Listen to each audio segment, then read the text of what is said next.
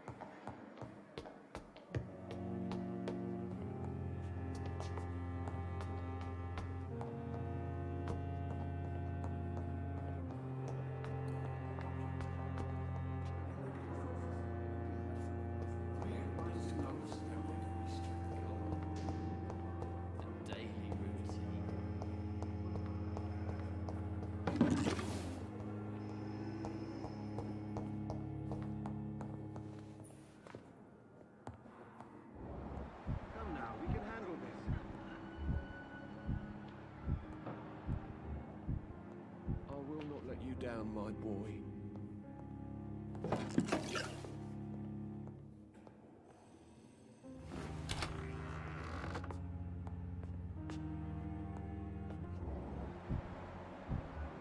Good evening, sir. Doctor. Never believe anything from her.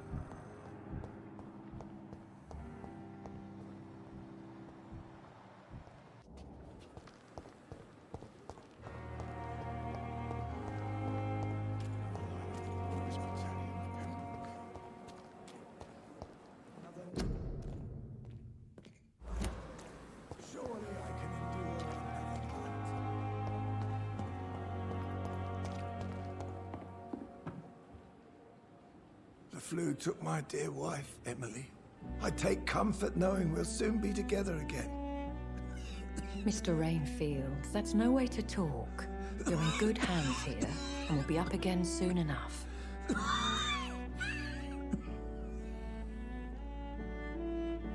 Now do me a kindness and get some sleep. I'll be back round later. Your words are kind, the blessings of an angel. You're the sweet, sweet Lady of Mercy.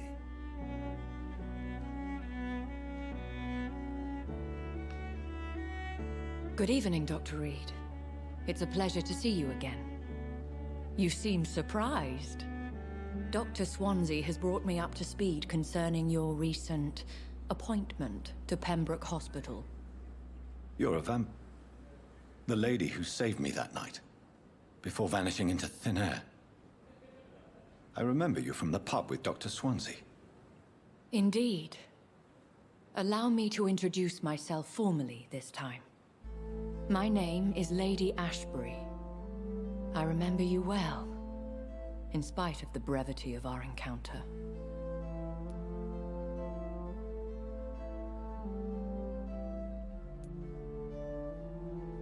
Apologies.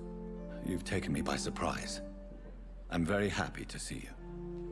The pleasure is mine, Doctor. I hope you're more disposed to answer my questions now. You must have countless questions, but our rather urgent matter first. Swansea has explained. My cover, if you prefer, has been compromised. Have any of the patients given you trouble? These poor souls have so little left to live for. I do my best to ease their pain. The world would be a better place if it were cared for by women like you. You make me blush. I am simply a necessary evil.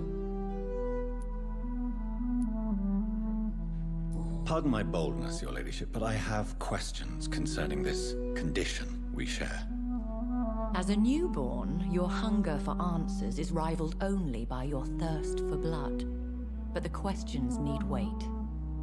I'm a scientist. My trade is in the deciphering of mysteries, and I need information to feed my mind.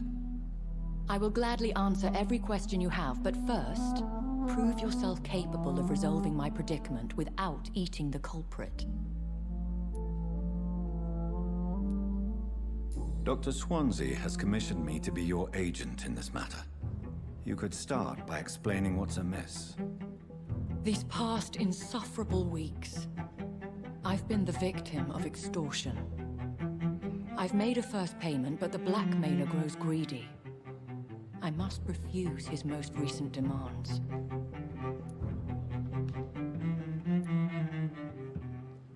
If we're dealing with an ordinary criminal, surely you've the means to deal with it yourself, if I may. As immortal tradition doth dictate, all fangs and hypnotic eyes ablaze, the blood would run like a river. That's what I hope to avoid. Violence has a tendency to spiral out of control. Who would be so foolish as to threaten you? A kindred spirit.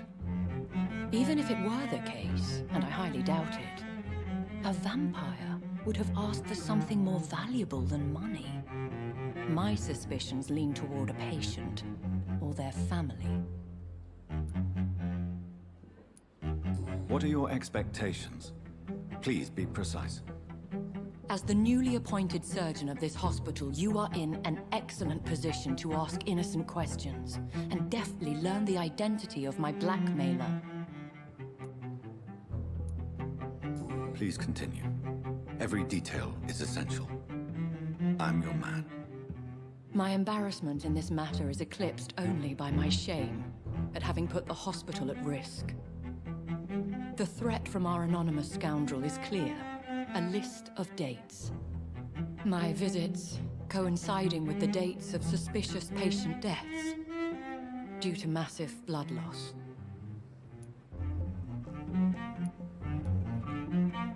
Is it true? Now aren't you the blunt one?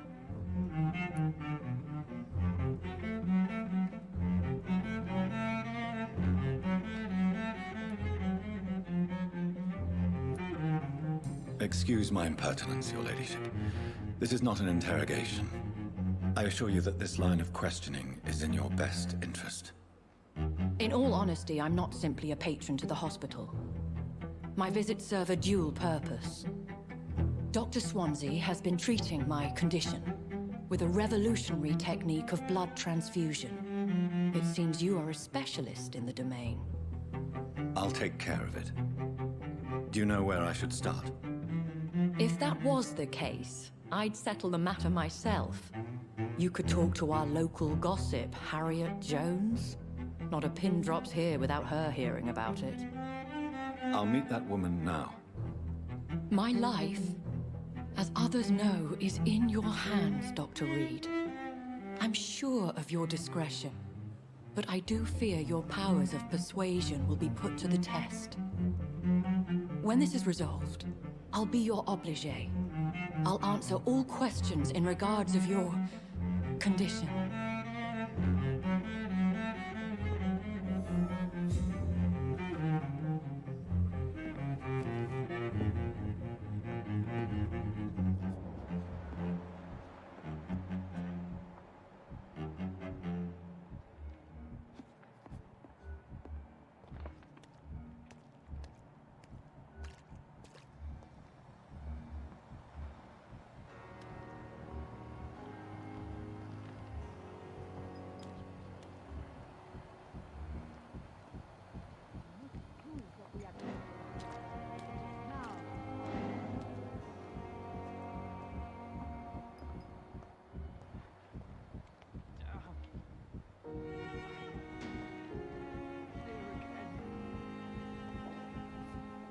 wish I could be sick again.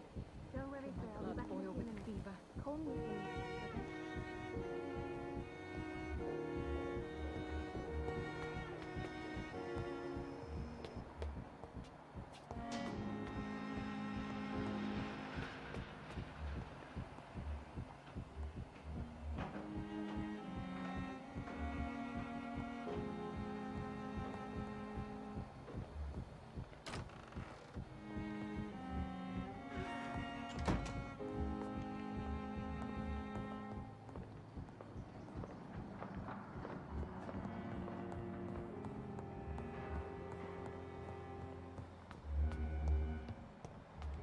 Flesh needs it. Spare your obedient slave. Simpleton, please, nurses. Bred with no respect.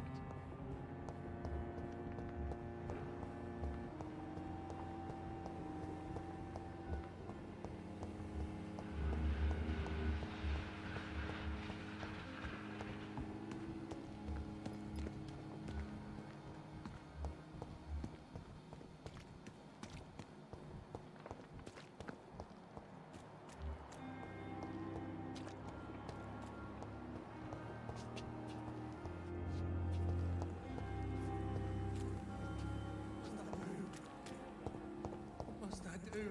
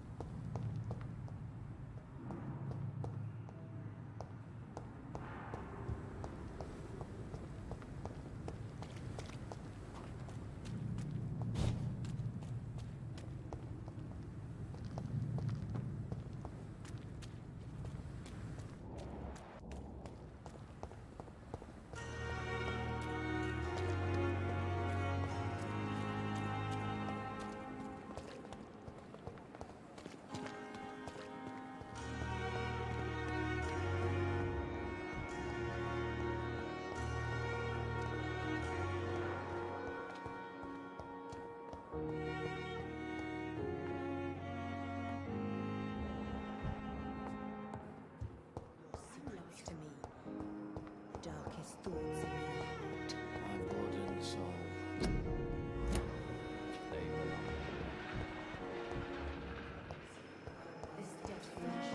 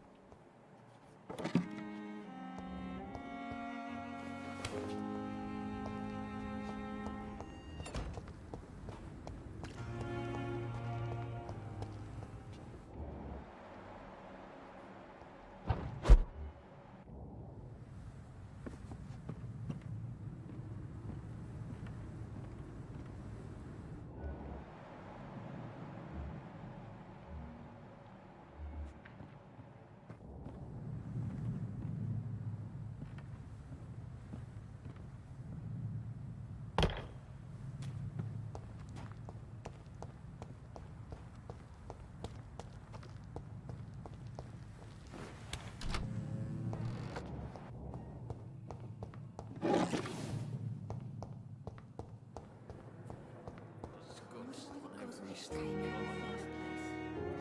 Daily routine.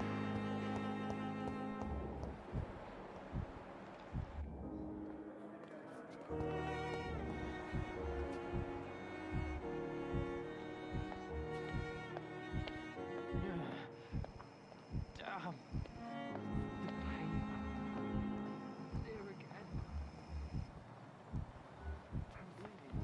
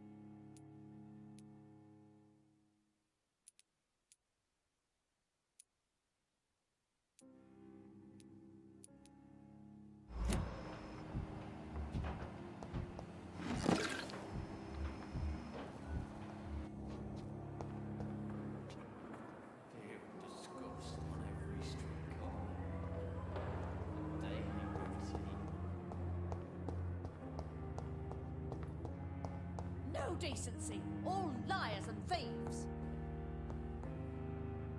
What? What? What is this? Who are you?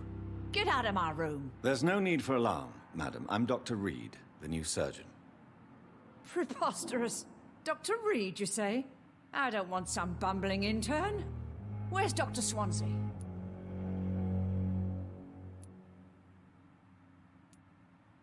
Dr. Swansea is quite busy, and I need you to help me get acclimated. I have many questions. How brave. Threatening an old defenseless woman. You know how long I've been a patient here? You've picked the wrong fight. I'm Harriet Jones. Harriet Jones? Indeed. I've been meaning to have a chat with you. You know what goes on here better than any other patient, I gather. Oh, better than any patient, nurse, or doctor. I've seen so many vile undertakings. I heard there have been some despicable goings-on. Was there a case of blackmail? Blackmail? Wait. You're investigating something. This isn't a social call. One of those incompetent cunts slit a poor sod's vein.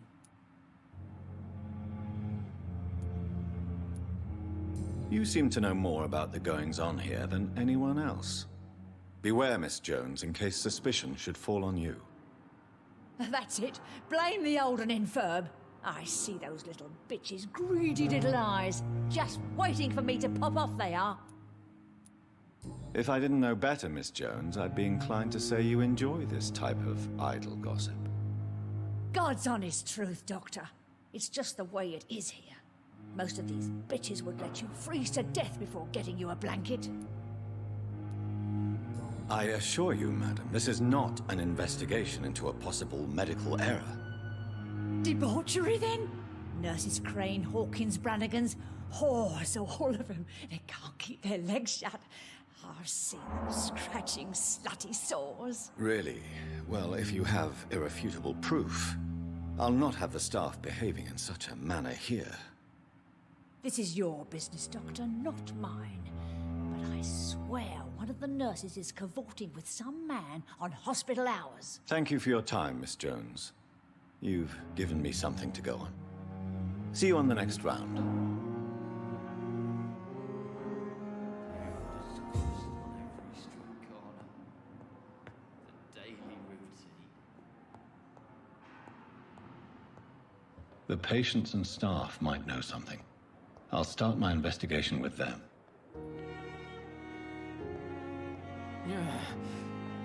Damn. The pain. It's here again.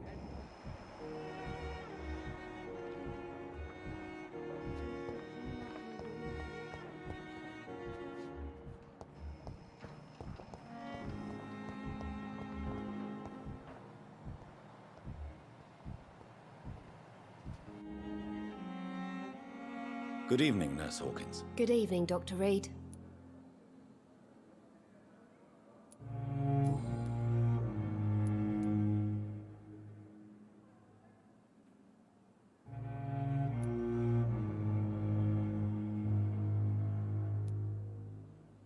Milton cheats patients out of their money at this hospital, Pippa.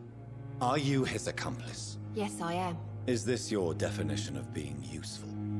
By abusing the sick and poor? No. It is my definition of getting out of this useless life once and for all.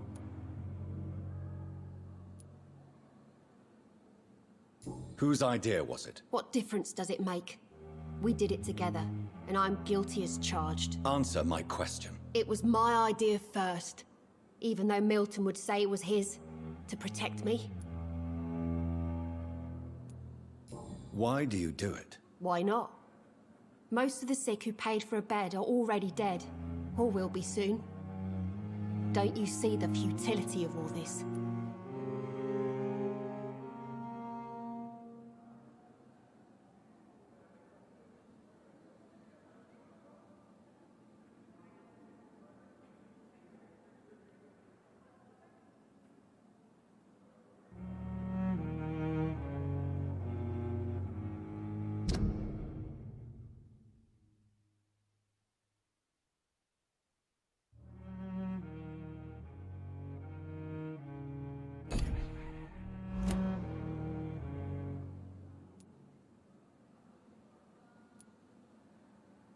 You put a price on hope.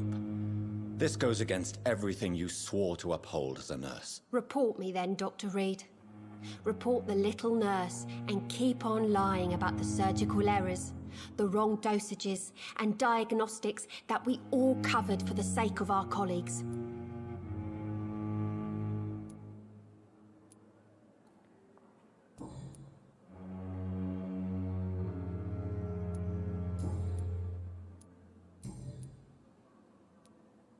Pippa, I know you're very close to Milton Hooks. Yes, Milton Hooks is my man.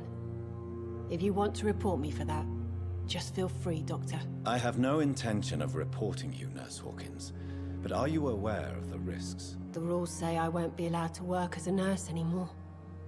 But here at the Pembroke, we break rules all the time. Is he worth the risk? Hey, I'm no perfect woman, and Milton is not the finest bloke, but we do our best to get by. That's all any of us can hope for nowadays.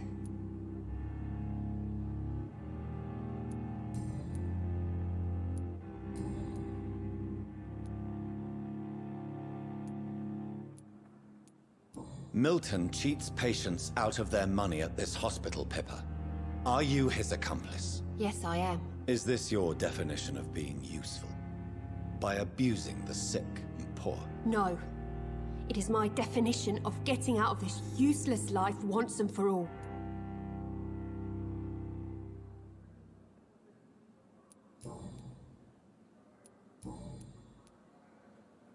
What can you tell me about the strange man visiting one of the nurses during her shift? Let me guess.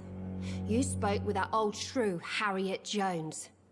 Do not pay attention to her, Doctor. She's full of fanciful tales.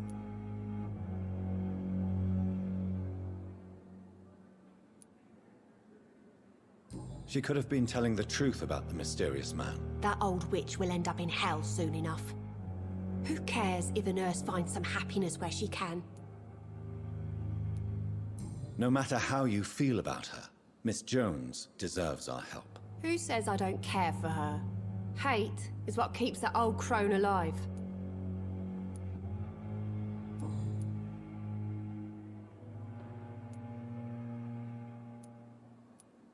What can you tell me about the strange man visiting one of the nurses during her shift? Let me guess. You spoke with that old shrew, Harriet Jones. Do not pay attention to her, Doctor. She's full of fanciful tales. Goodbye, Nurse Hawkins.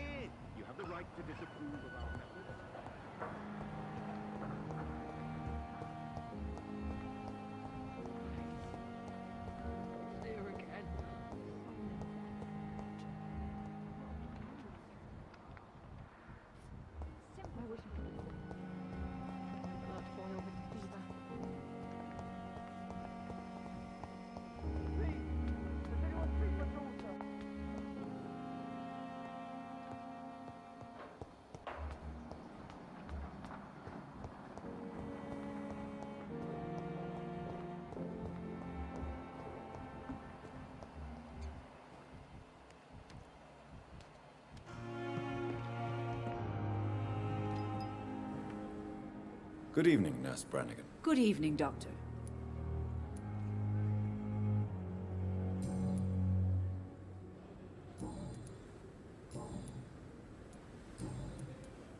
Do you know if any of the hospital staff have criminal backgrounds? The people who work here all come from very different backgrounds, Doctor. Just like the patients.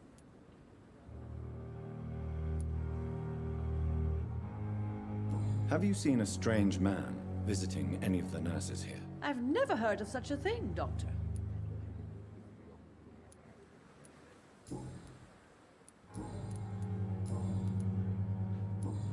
Goodbye, nurse. Call me if you need assistance.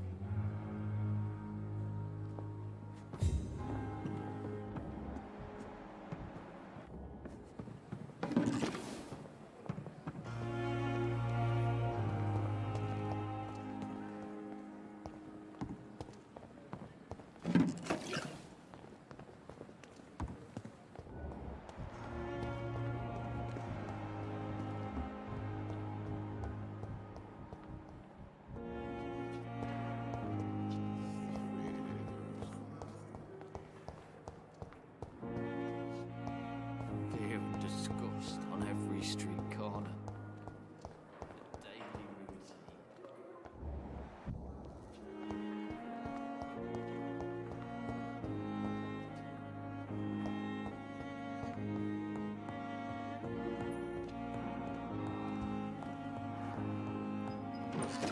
You always knew the words to calm the children, Ellen. As for me,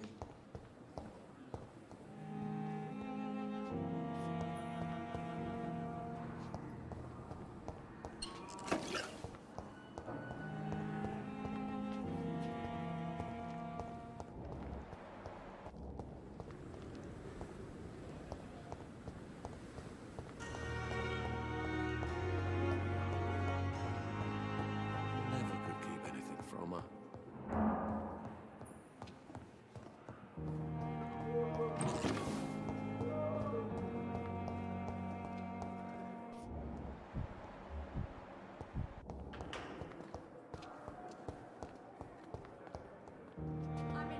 You are going to reveal all your secrets. So many days. My What of blood my and own soul. life? They belong to you.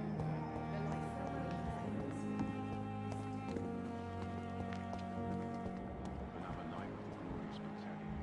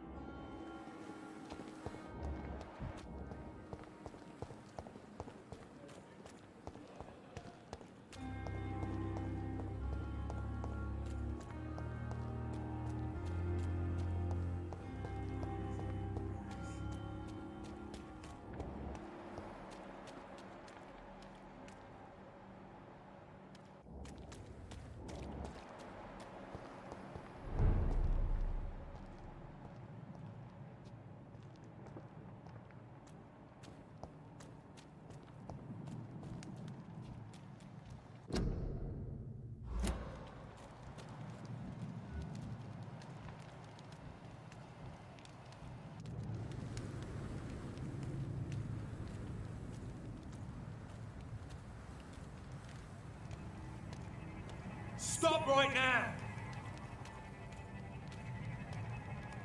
I said stay away, sir!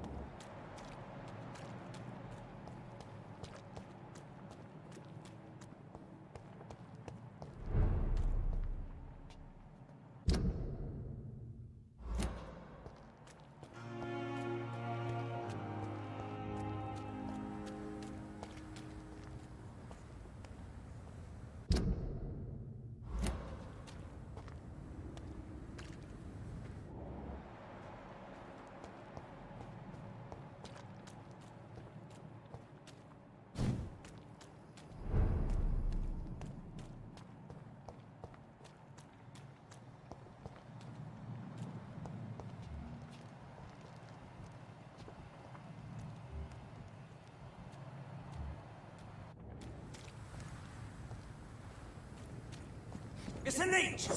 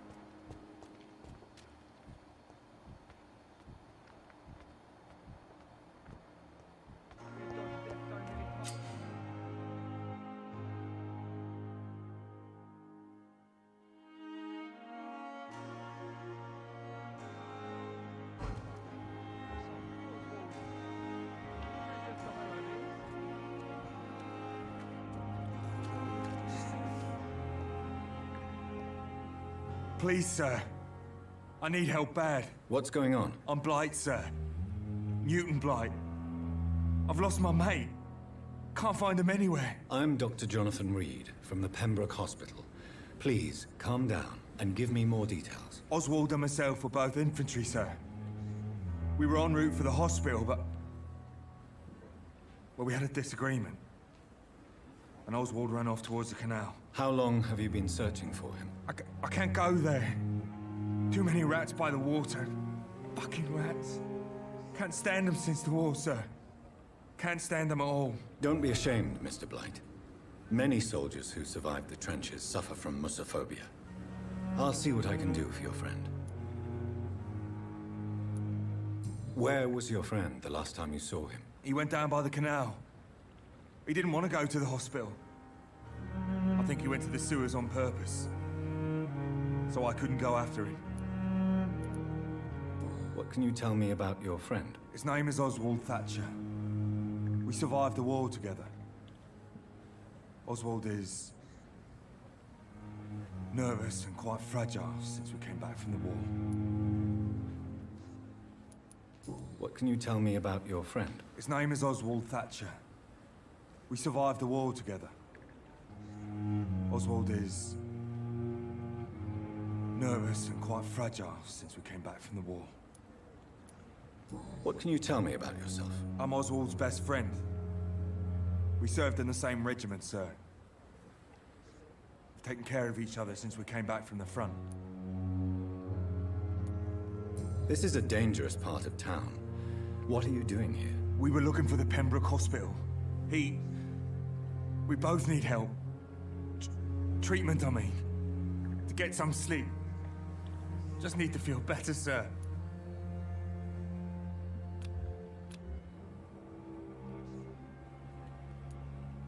I have all the information I need for now. If I find anything out about your friend, I'll let you know as soon as I can. Thank you, Dr. Reed.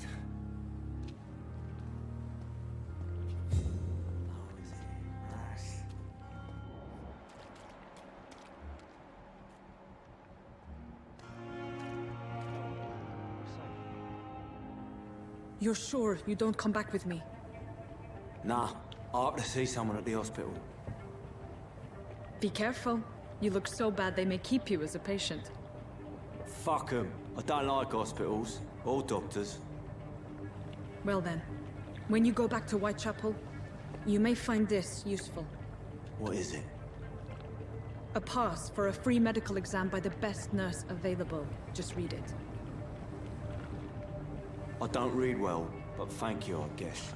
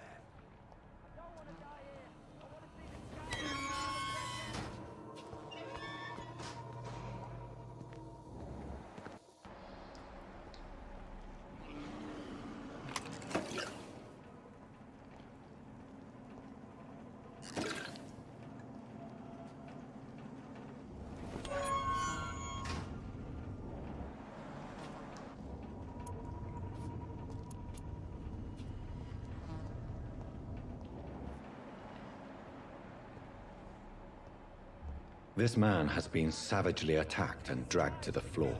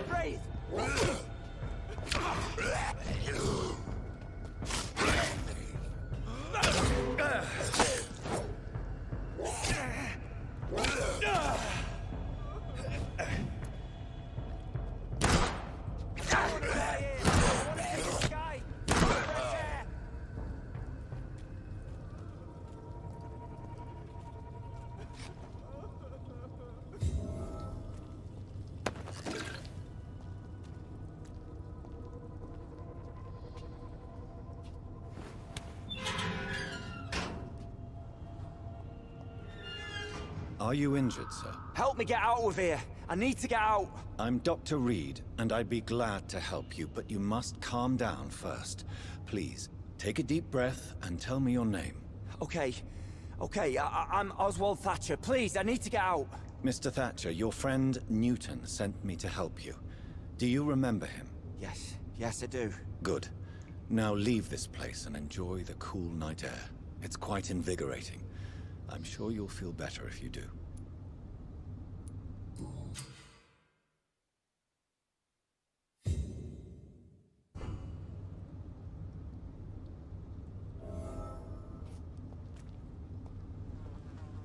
Are you sure you're all right, sir?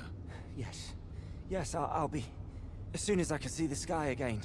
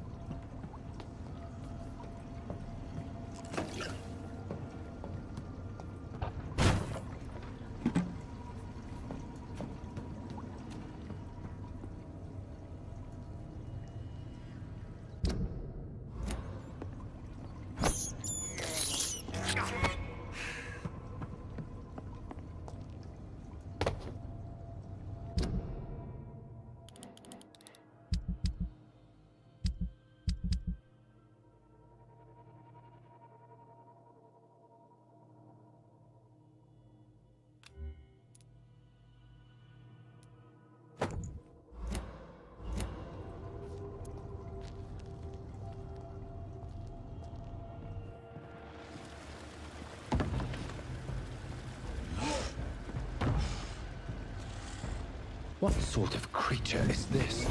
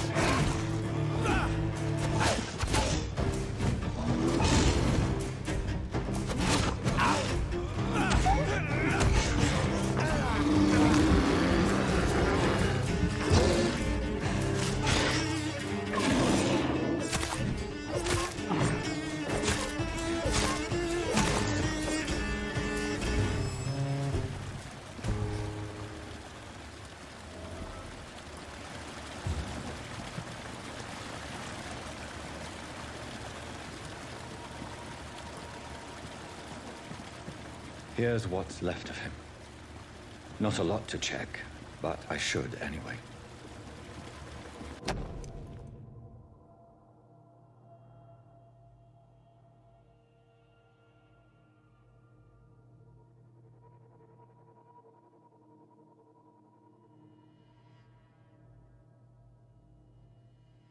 Some voucher for a free checkup in Whitechapel. What is Nurse Crane up to? I really must find her.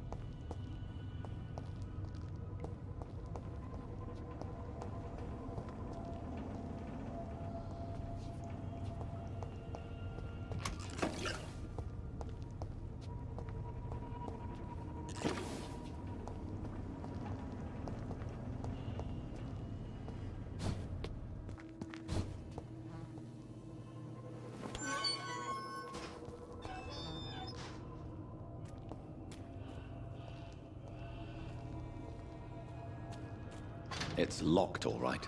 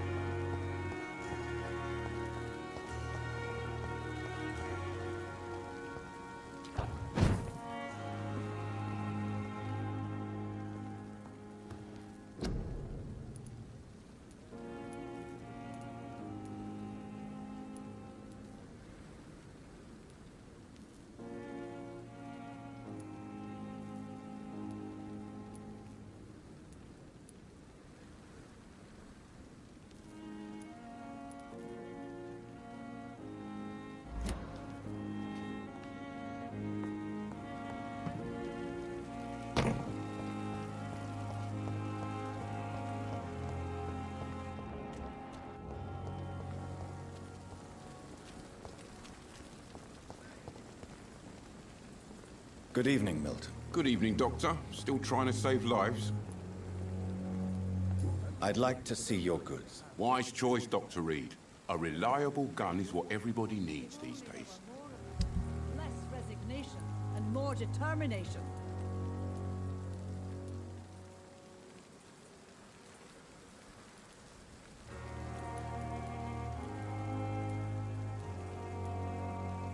I know I can count on you. I wish I could say the same for the others. I thought last time.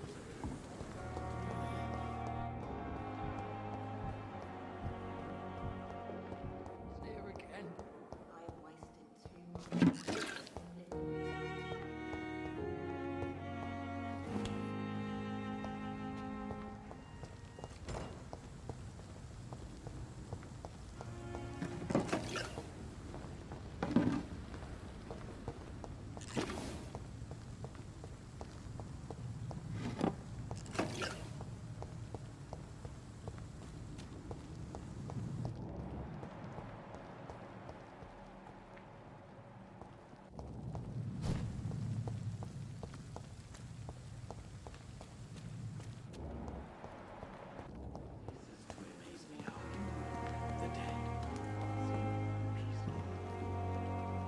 Good evening, Dr. Reed. Such a pleasure to see you again. Please show me what you have to sell. Of course.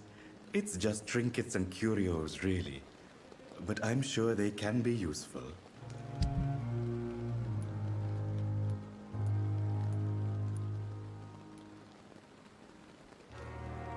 Tomorrow...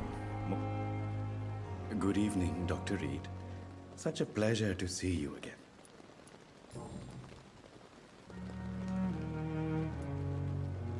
How dare you steal from the dead, Rakesh? Is that what your pawnbrokers is really about? These people are dead, sir. What they possessed could be useful for the living. And I'm sure they would agree if they could speak.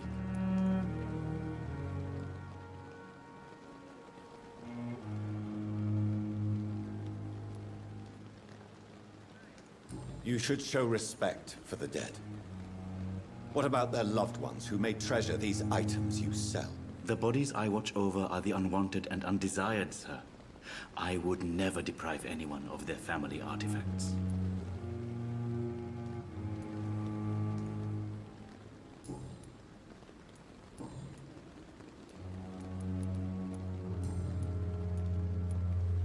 Goodbye, Mr. Chidana. It never ceases to amaze me how you, the dead, see peace. Good evening, Dr. Reed. Such a pleasure to see you again. Goodbye, Mr. Chidana. Tomorrow, more bodies will arrive.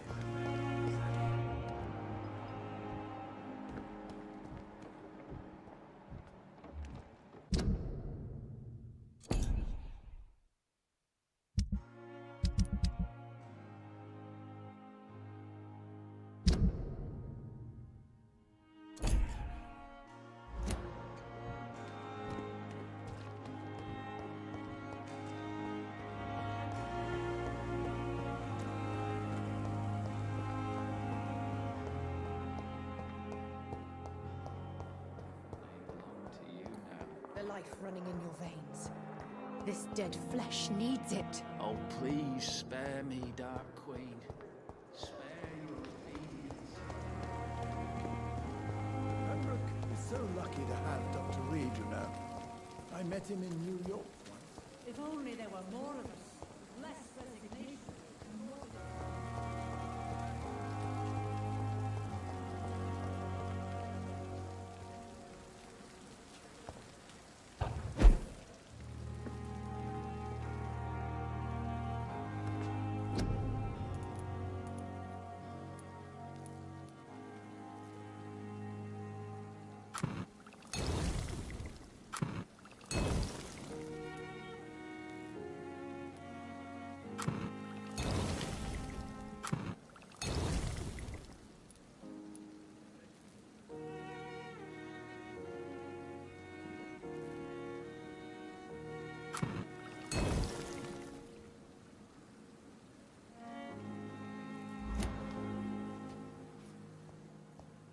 The flower's dying. It needs water.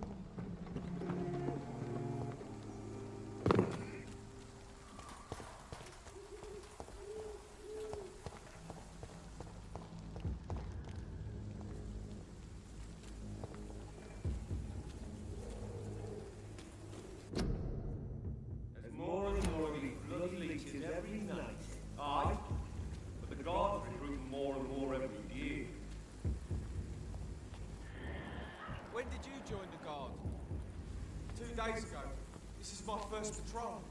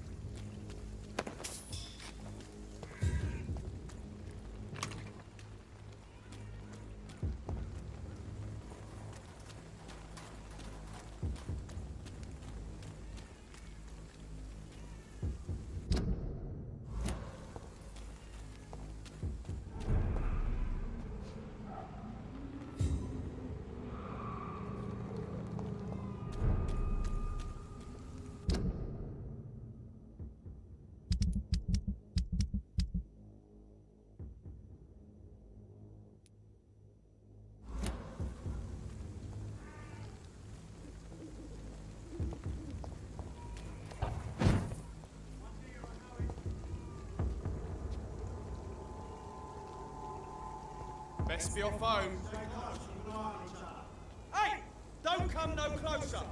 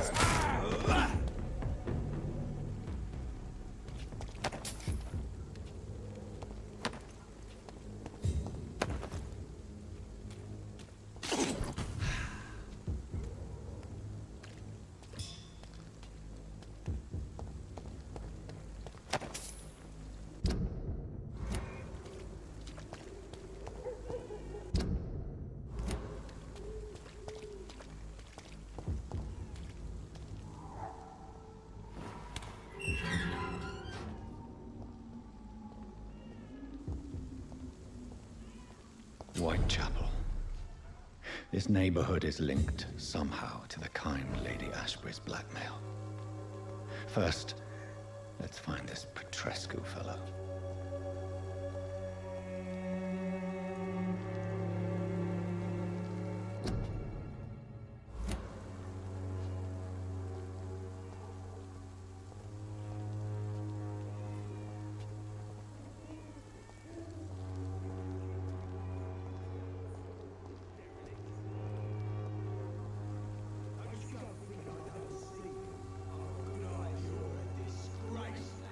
Fuck you all!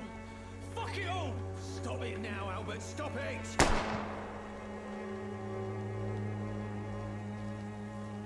won't end up another drunk arsehole littering the streets.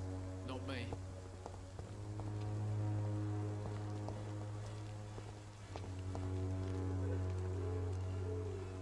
What? Shooting a boy in the middle of the street. Not the best thing to do, wouldn't you say? What? You saw what happened? Who are you? I'm Dr. Reed, and I'd like to ask you a few questions, if you promise me to set your gun aside. No. Look, I'm not a violent man. I'm Benjamin Palmer, doctor. And no one can help me. Not even you.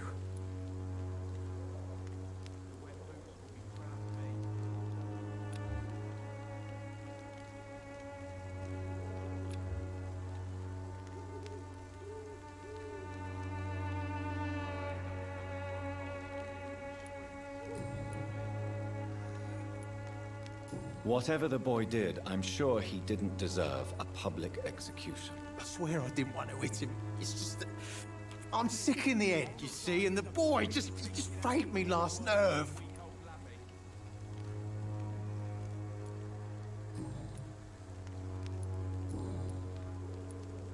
Perhaps you could focus for a moment and tell me your troubles. I'm sick, broke, and my son just stole my pills.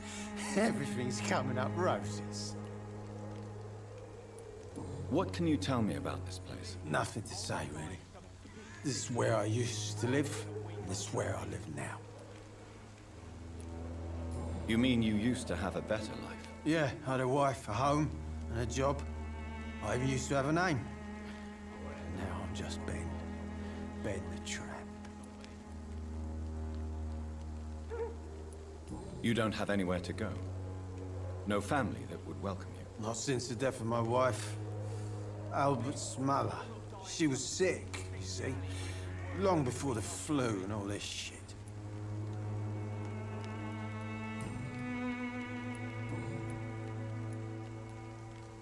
Do you know Nurse Dorothy Crane from the Pembroke Hospital? Have you heard anything? It's funny, I've been searching for her too. I need some pills. But the woman is a phantom, if you ask me. Really? And why is that? Word is she ain't real. She's just a cover for some doctor who runs an illegal dispensary for migrants.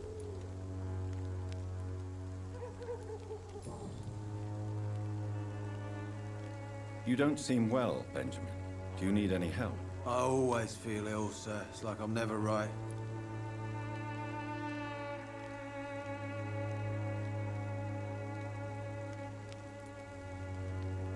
I will see you later.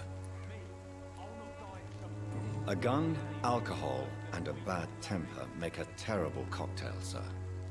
Goodbye for now.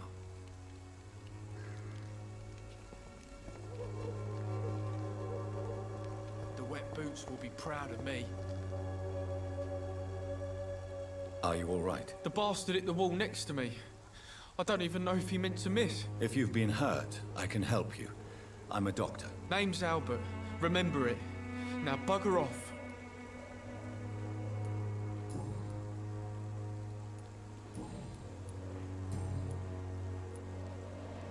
What happened? Did you really steal that man's medication? Hey, I didn't do anything. It ain't me.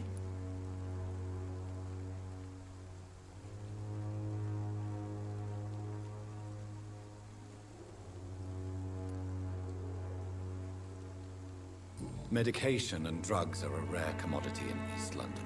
So you picked an easy target, didn't you? Sod off, mister. You ain't got no clue what's going on here. Bastard was a soldier in the war, so now he's got the right to shoot me. It's true. I'm not familiar with this part of town. Perhaps you could help me. I said sod off. Go find yourself another guide.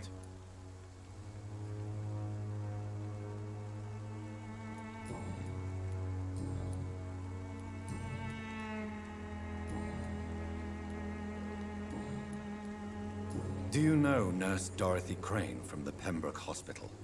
If you know anything about her, I'd appreciate it. Never heard of her. She's pretty, I'll keep an eye out.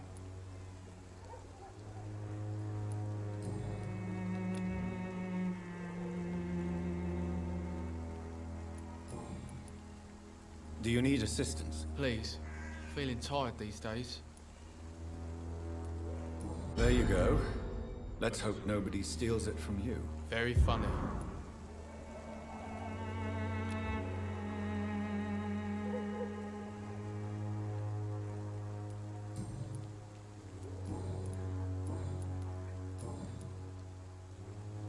Goodbye, young man. Me? I'll not die in some piss-stinking alley reeking worse than a week-old lavvy.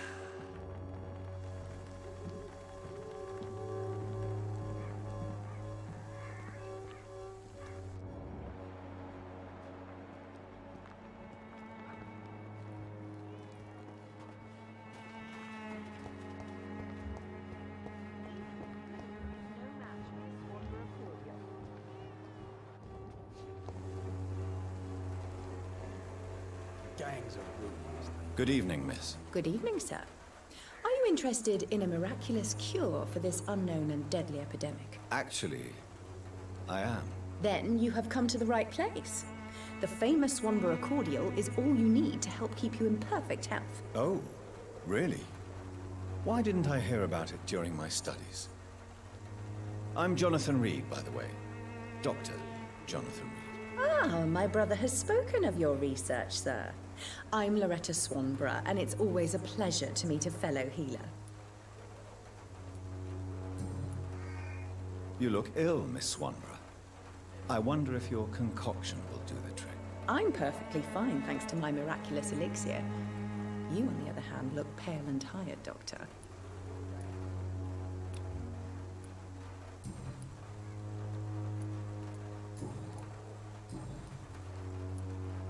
Tell me, who intrigues you most in Whitechapel? The region itself is something to see, but I would say Camellia the mute florist who gives away her flowers. Is there anyone I should avoid? Cadogan Bates, without a doubt. The bloody bastard remorselessly exploits poor migrants as soon as they get here. What do you think of the locals? Most of them are afraid or desperate. They all come to me eventually for my remedy.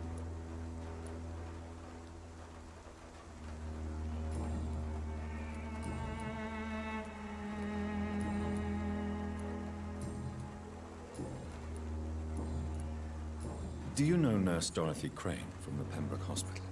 I'd like to know more about her. I don't like to talk about competition. Competition, you say? Never met her, but it seems she provides some sort of medical care to the poor. The whole thing has to be some sort of scam, if you ask me.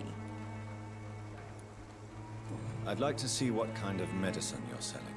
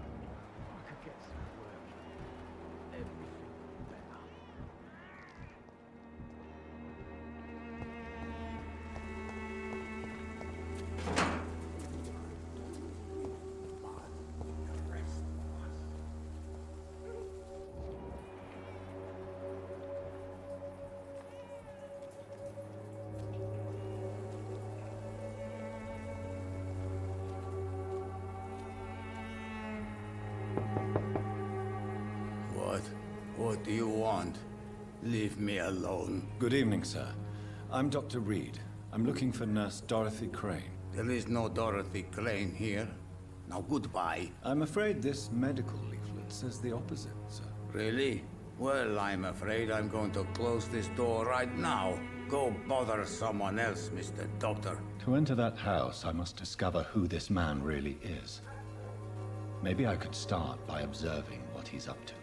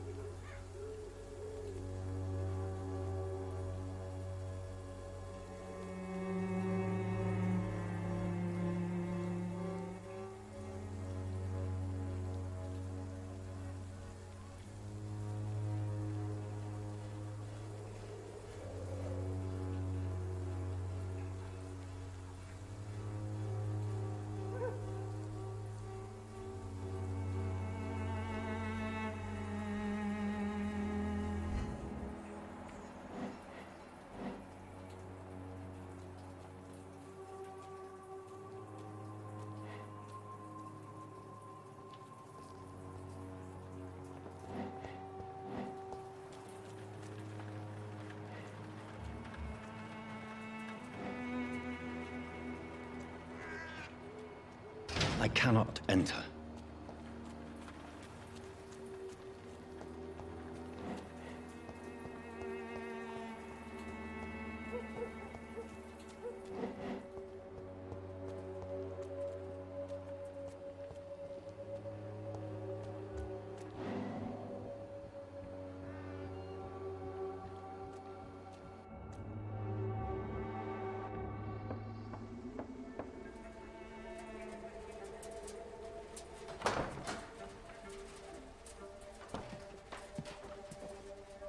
A strange man was at the door with a pass for our medical facility. I refused him entry.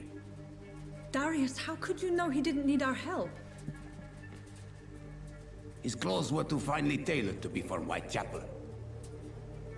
Perhaps just a friend of that stray poet who is always about.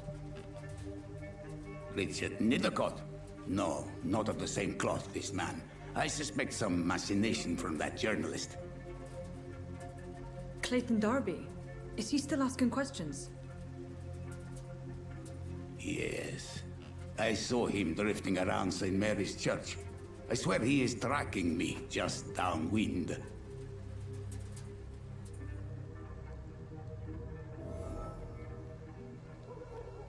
I must talk to that journalist or the poet. They must know about Darius. Nearby the church they just mentioned.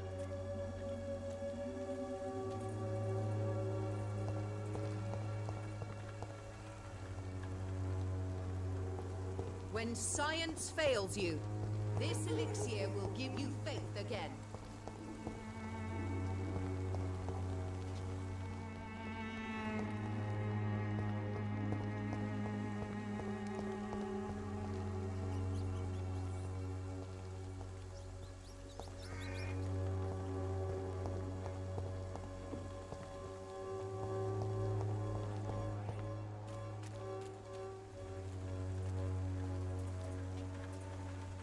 Excuse me, sir.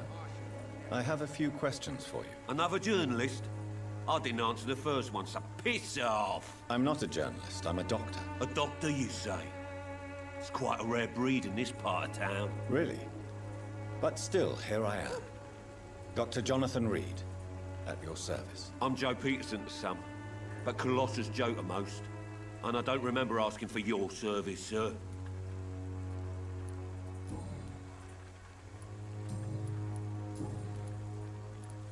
May I ask what you do around here? I do whatever I want, and sometimes even more. Now sod off. According to you, physicians are scarce in this part of town. Why is that? Not familiar with this neighborhood, are you? I guess your fancy colleagues are too afraid of being stabbed in the back. This part of town does have quite a reputation. Would you say it's justified? Totally. Look at me, for instance. I always look my opponent in the eye before knocking him out.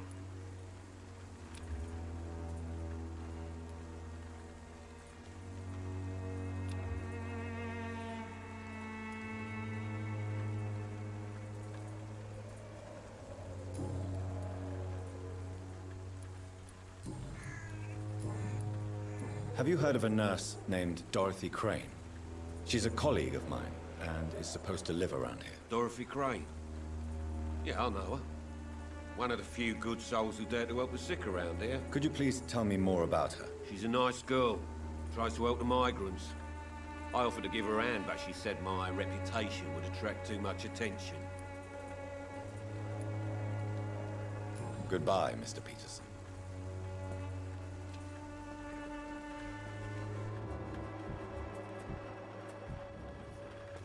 Joe, please, I don't have your money. Come on, Barrett, you know the game. You pay for peace of mind. Can't you just look the other way this week, Joe? Come on, we can sort it out, right? It's not my call, Barrett. You pay one way or another. Please, Joe. How long have we known each other? We even used to be neighbours, for Christ's sake. I'd prefer not to give you another beating, Barrett. Welcome, sir. Please, take a browse of my wares. I am Dr. Reed. I would like to ask you a few questions, if you don't mind. Doctor? Interesting. I'm Barrett Lewis. Usually I don't have time to waste with talk, but at this hour of the night I can hardly refuse.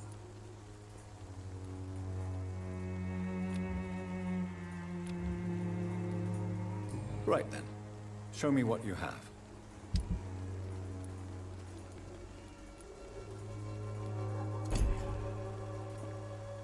Fancy buying something, sir? You never lose your focus, do you?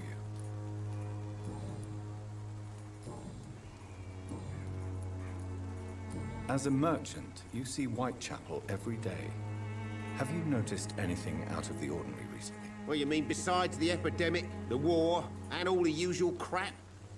As long as I can remember, this part of town has been a bottomless pit, and no sign of the bottom yet. Have you been hurt? No, but that's only because I ran like hell. Those men were raving lunatics, I tell you. Not even able to speak anymore, just screaming. Violence is increasing in the borough. Yeah. A few nights ago, some blokes jumped me. Came out of one of the condemned workshops. Fever, madness, something like that. Where did this happen? Why did you go there? In the closed workshops nearby. I worked there as an apprentice in better days. Now I only go to find trinkets or tools. Too bad I was mugged, though. There was good money in that little box of loot I lost.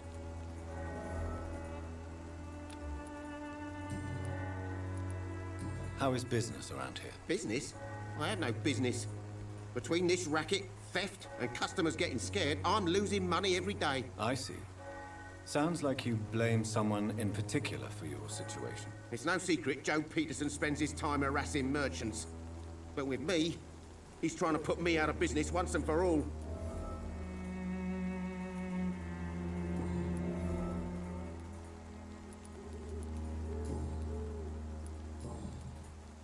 Have you heard of a nurse called Dorothy Crane? Nurse Crane? So the bitch really is a nurse, then? Always thought she was just some crafty foreigner, that one.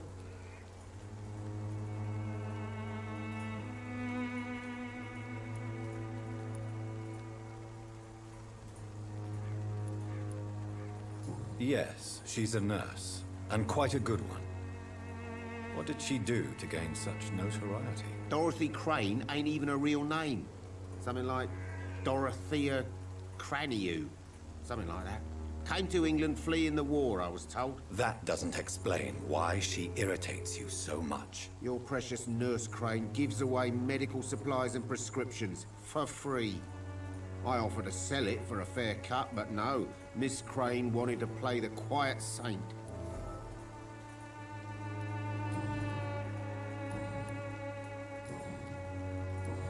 Goodbye for now, Mr. Lewis. I know it's hard to believe, but this district has always been wretched. Don't let your guard down, sir.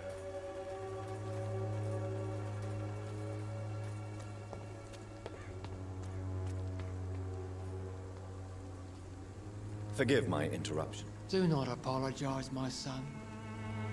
Father Tobias Whitaker is always happy to teach mortals about the incoming Armageddon. I am Dr. Jonathan Reed, and I just have a few questions. A scientist? You are much more lost than I thought, my son.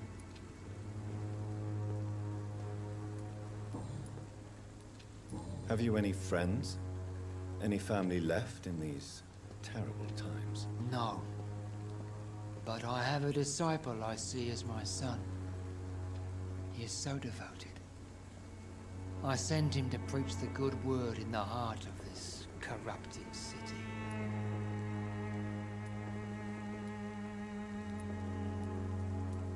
You sent him on some preaching crusade during the epidemic. As a true believer, Samuel will fear no evil while he walks through the valley of the shadow of death.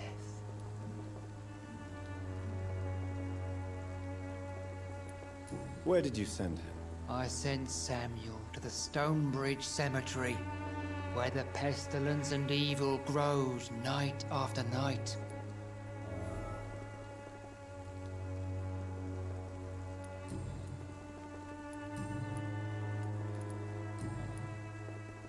What do you mean when you say that I am more lost than you thought? All scientists are entangled in a world of causes and consequences, and most of them can't see the plain truth. Quite a judgmental opinion, if you ask me. But what do I know? Blinded by science as I am. But you are seeking answers, aren't you? Answers about the Armageddon about to strike the city. Answers about the hidden truth. Well, I suppose I can spare a few minutes listening to your so-called truth. As a doctor, you must be aware of the decimating epidemic. But let me tell you that this so-called Spanish flu is just the beginning of the end. What do you mean? The beast is finally revealing itself, corrupting the flesh and the heart of men. With my own eyes I have seen them, those minions from the abyss. Really? And what would be your answer to this biblical threat? We must fight the disease before this legion outnumbers us. But not with scalpels and microscopes. No. What is left then? Cleansing fire.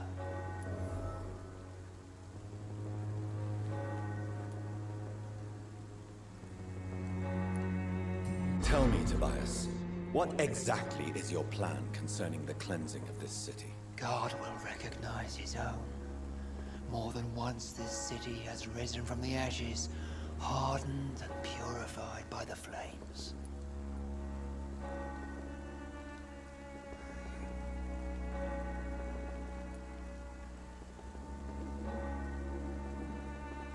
Purification by fire has proved useful, but where do you stop?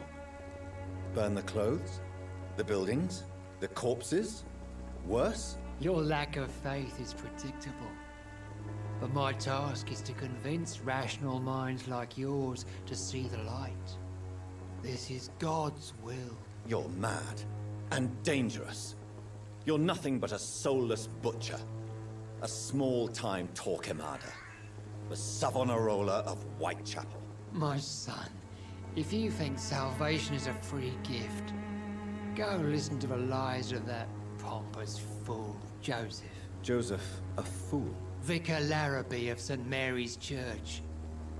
While he continues preaching his fraudulent redemption, more and more people die in the streets.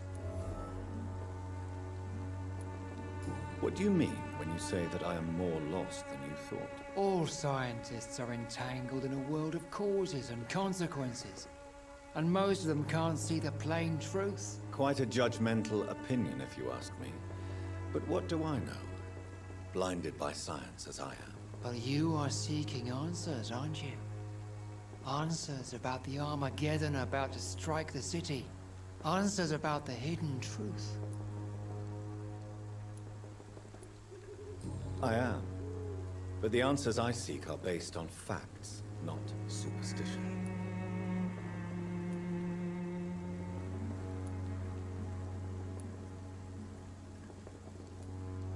What do you mean when you say that I am more lost than you thought? All scientists are entangled in a world of causes and consequences, and most of them can't see the plain truth. Quite a judgmental opinion, if you ask me. But what do I know? Blinded by science as I am. But you are seeking answers, aren't you? Answers about the Armageddon about to strike the city. Answers about the hidden truth. Well, I suppose I can spare a few minutes listening to your so-called truth. As a doctor, you must be aware of the decimating epidemic. But let me tell you that this so-called Spanish flu is just the beginning of the end.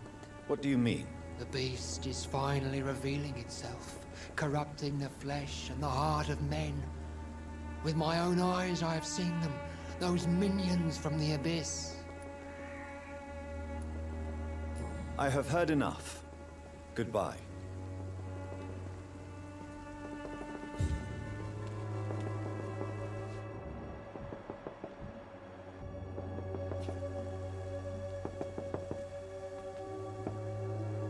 Excuse me, sir. Are you familiar with this part of town?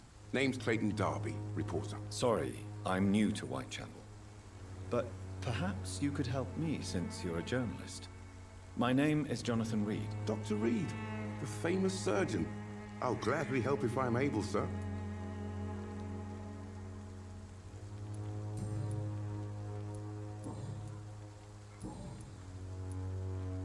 Have you any idea of the danger you face in these streets at night? I've had to run and hide more than once from frenzied mobs incensed by the fever.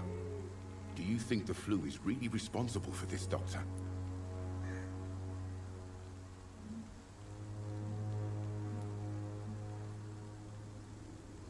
That science is unable to explain the facts doesn't mean there is no rational explanation. I confess, I share your point of view, Doctor. Why are the newspapers keeping silent about the Spanish influenza? It's as though none of you care. There's a war going on. People shouldn't be demoralized by news of deadly diseases.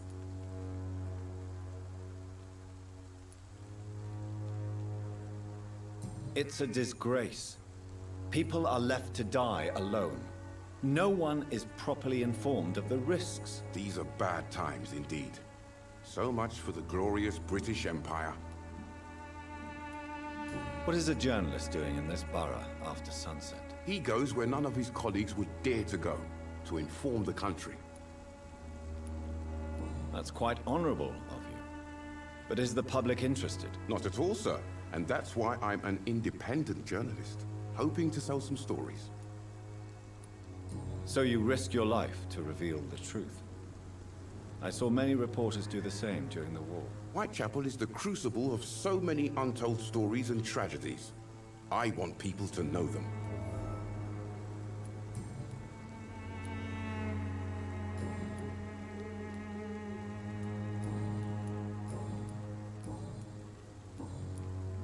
I heard you're investigating an underground medical dispensary in Whitechapel.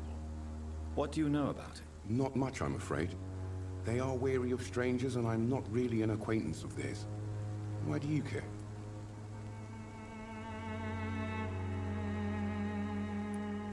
I'm afraid one of the nurses from the Pembroke Hospital may be involved with unsavory activities. Ah, could it be Dorothy Crane? Without a doubt, you are a damn fine journalist, Mr. Darby. What do you know of her accomplice, a man named Darius? I don't know much about the man. He's very cautious. Never goes out. Doesn't seem to have any friends or family. He has no relatives at all? No. Except for that strange man, a poet named Richard Nethercott, who sometimes comes by.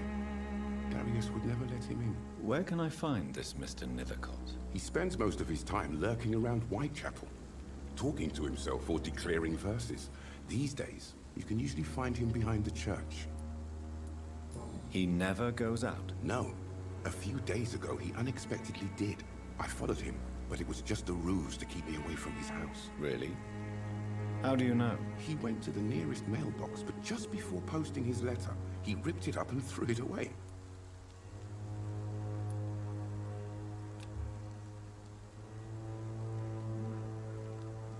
Do you need assistance? That would be nice of you, Doctor. Who knows what I may have caught during my investigation. If you persist in investigating the most pox-ridden boroughs of London, you must accept the risks. Thank you, sir.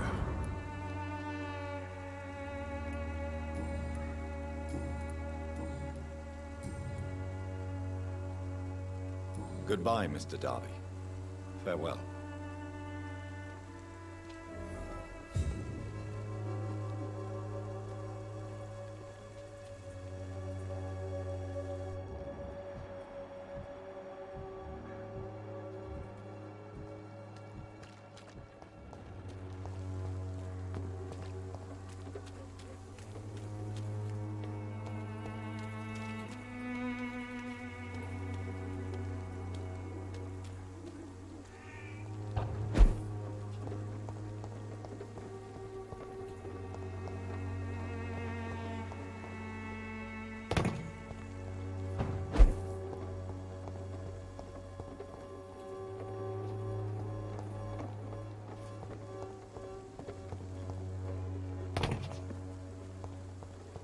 It's locked.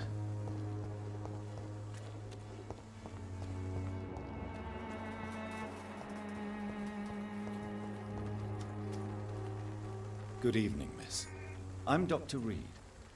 I'd like to ask you a few questions.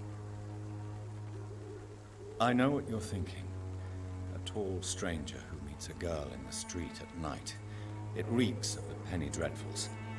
But I mean you no harm, truly.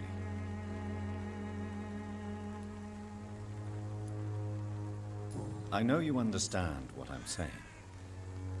Your silence has nothing to do with you being mute, does it?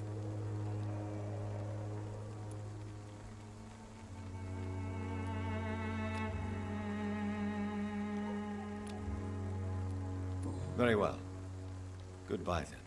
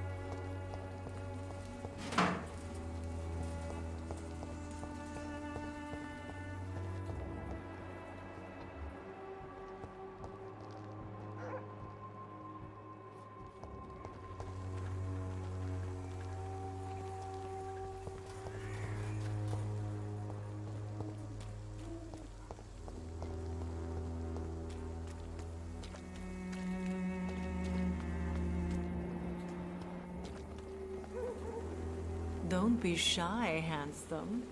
What can Christina do for you? I'm not looking for what you're selling. But I'd like to ask you a few questions, if I may. I'm a doctor. Dr. Reed. All right then, but be quick.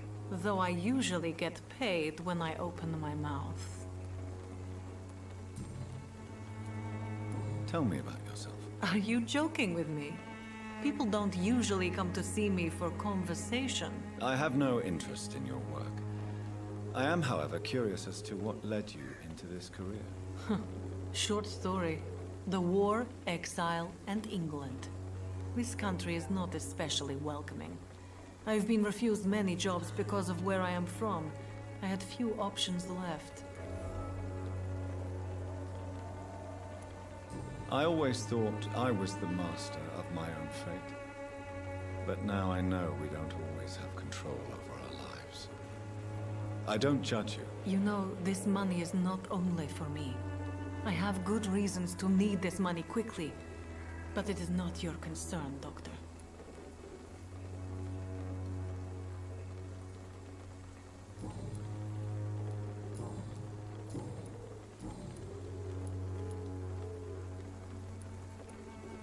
Christina, have you been examined?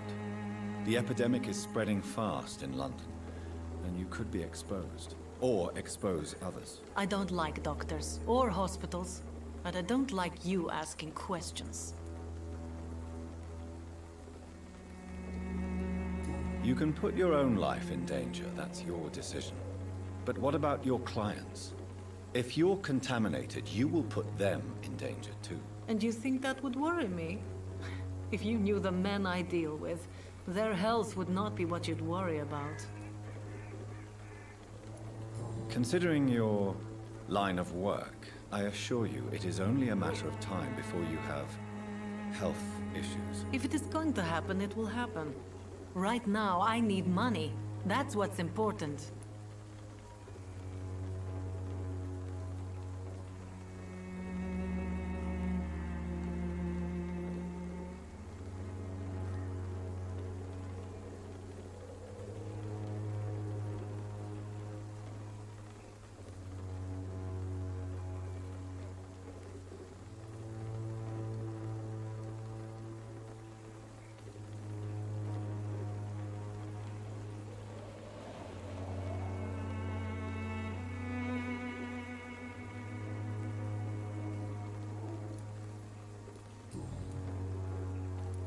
Clayton Darby claims he will expose the crisis in Whitechapel to all of London.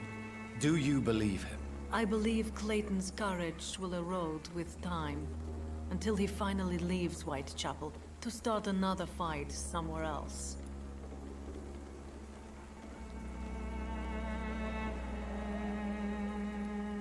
Are you talking from experience? I've seen your type come here to get a good fuck in a cheap room or a dark alley before going back to their fancy houses in the West End. Why this skepticism? How can you speak about starvation if you've never been hungry? Or about poverty? Or anything else you have never suffered from?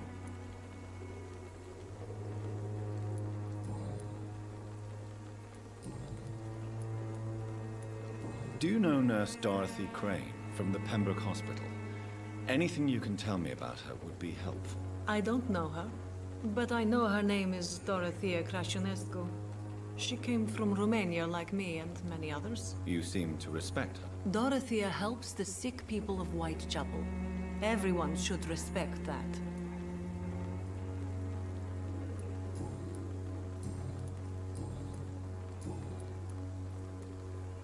Goodbye, miss.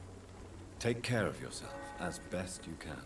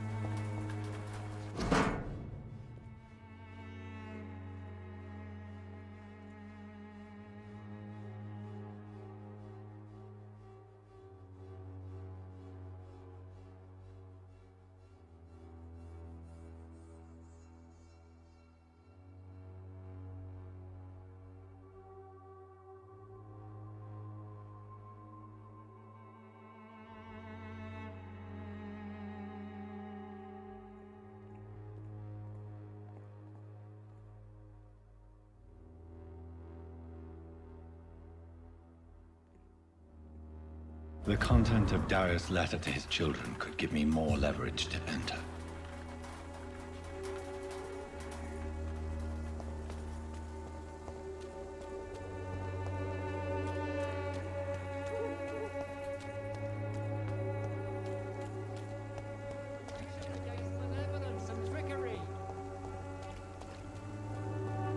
You are blinded by your false faith.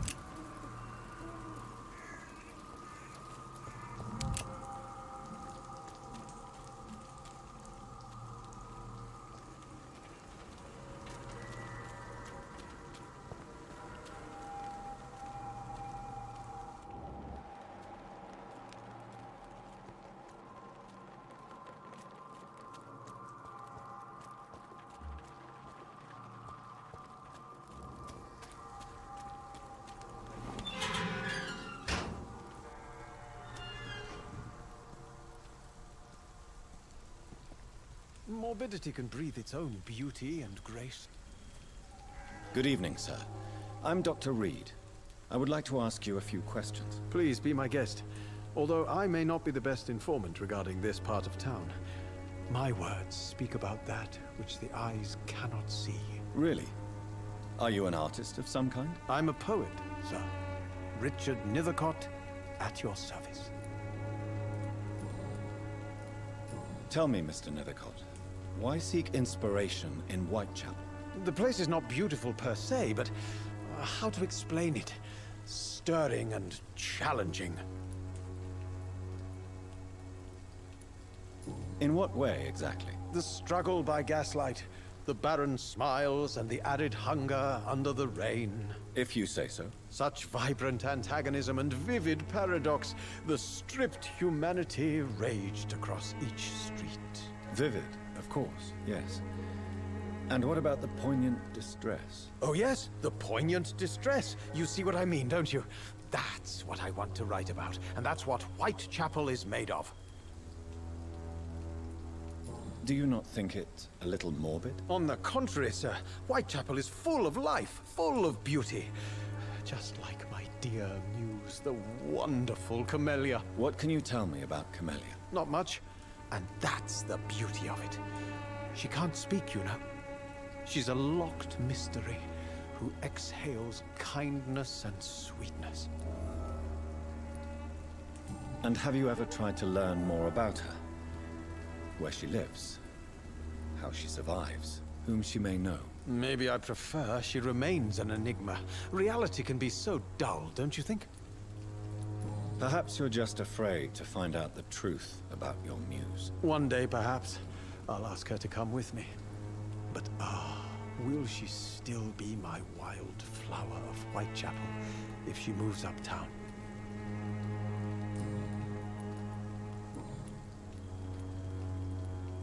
Did you know the mute florist is a member of a secret society? No, I didn't. But I thank you for this information, sir. For it only enriches the mystery surrounding the precious Camellia.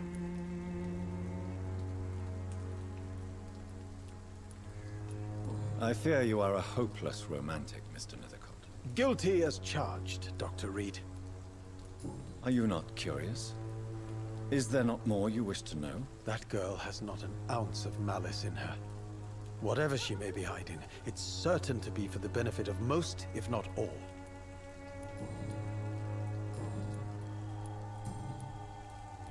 What are your thoughts on the terrible situation in this city? Terrible, you say? No. Of course, the death of so many innocents is a tragedy. But the scourge has not been all bad for the city. Oh, no, sir. What are you talking about? Do you remember London before the flu? Noisy, cacophonic, quiet nowhere to be found. And now, listen to this oddly peaceful silence.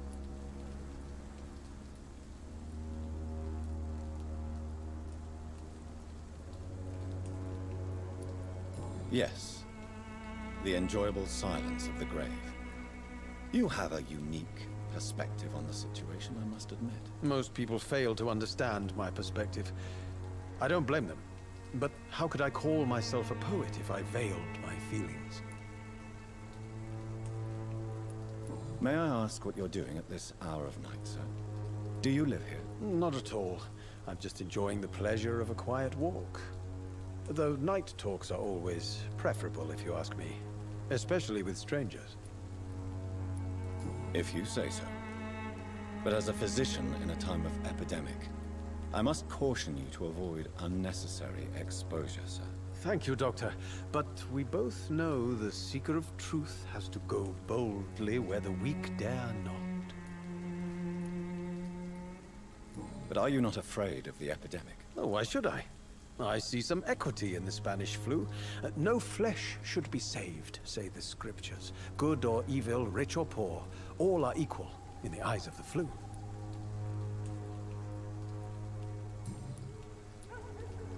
Are you aware that your life could be in danger in this part of town? But this is where I must be to feel the real beat of the city. I had to come, see it for myself, alone. If some misfortune came upon you, Who would be here to help you? Well, you for a start, my dear doctor. I understand your need for solitude, but it's not safe around here. I don't care. I don't have many friends, Doctor, and my family despises me.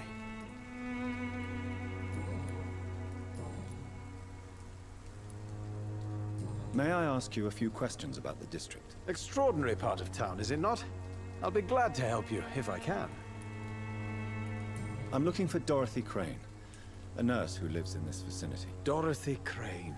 Oh, I love the name. The Crane of Whitechapel. Sounds very mysterious. But, sorry, no, never heard of her.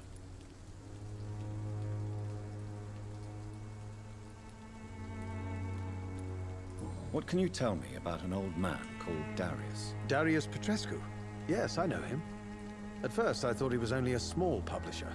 I invited him to publish my work, but his reaction was pretty clear. Not interested in your talent? Darius is an old political activist who takes delight in printing tracts and lampoons.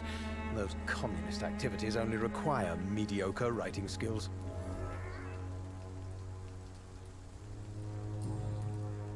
I'll leave you alone, sir. Darius is a bit less of a mystery now. It should not be that difficult to incite him to let me in.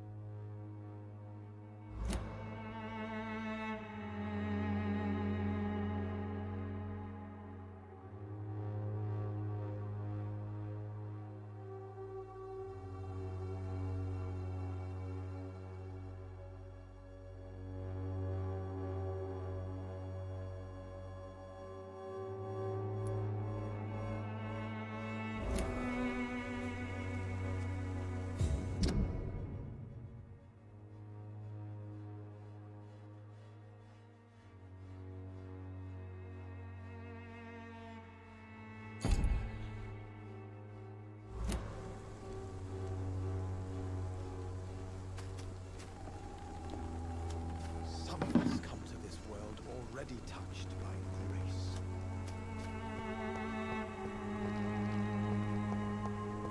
Oh, Camellia.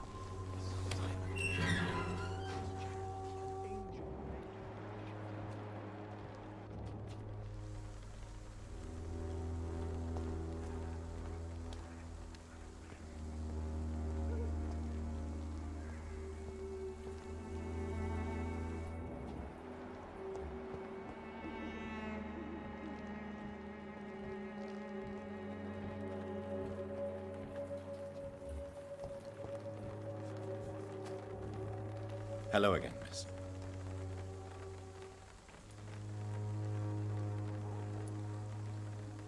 Tell me about Richard Nethercott.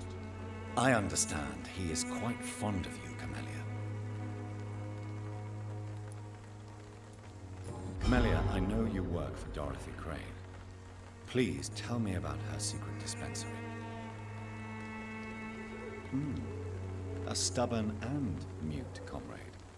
Nurse Crane and Darius Petrescu have been clever. Very well. Goodbye, then.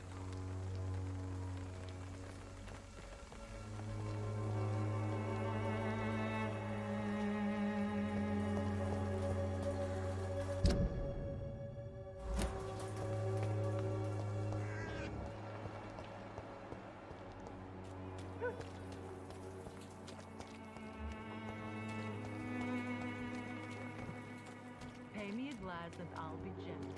Pay me a bottle and I'll be nasty.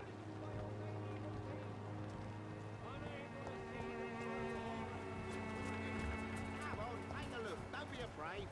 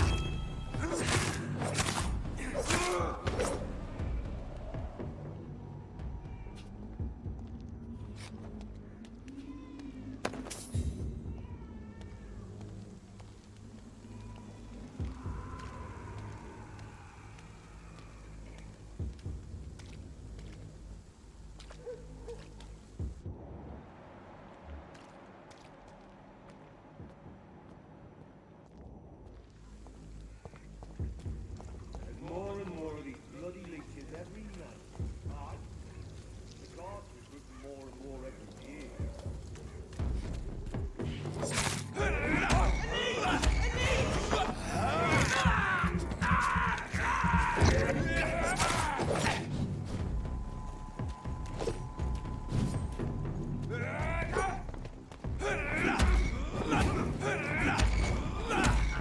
your weapons ready! We found one! Oh, Christ!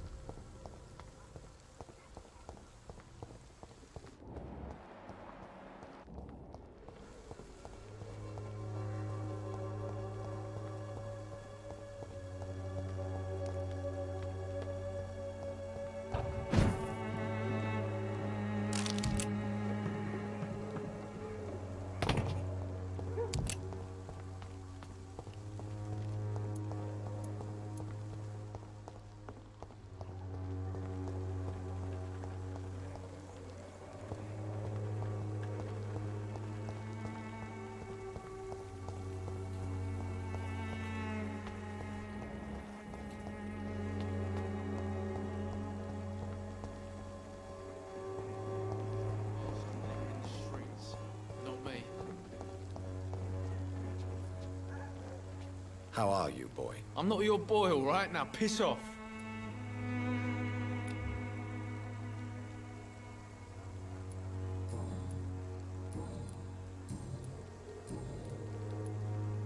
Goodbye, young man.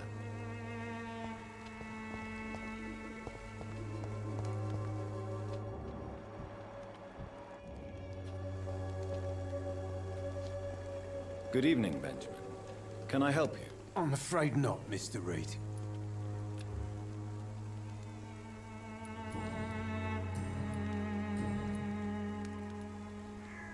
What is it, Benjamin? It was the war, wasn't it? Your nerves are shot, aren't they? I need some answers, Private. From one soldier to another. The doctors called me a liar, a coward. Put me in a straitjacket, locked me up. Finally, they sent me back to the front lines with a handful of tablets.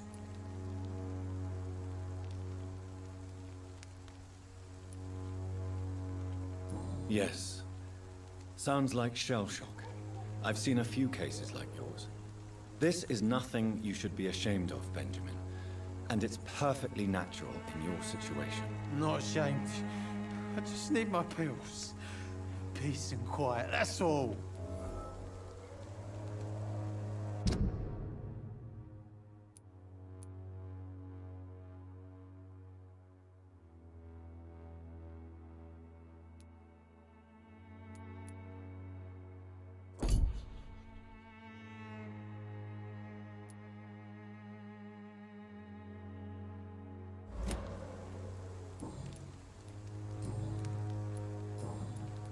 A gun, alcohol, and a bad temper make a terrible cocktail, sir. Goodbye for now.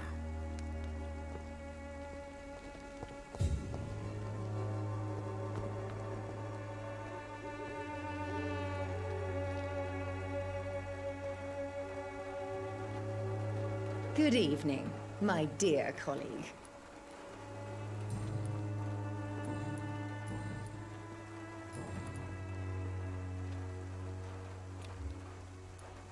I'd like to see what kind of medicine you're selling.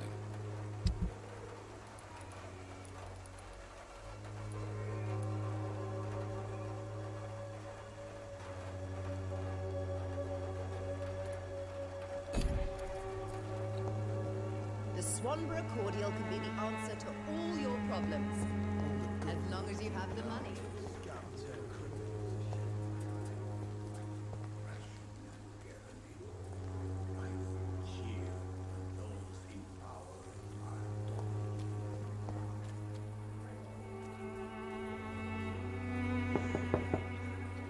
Mr. Petrescu, just 1 minute, please. You again.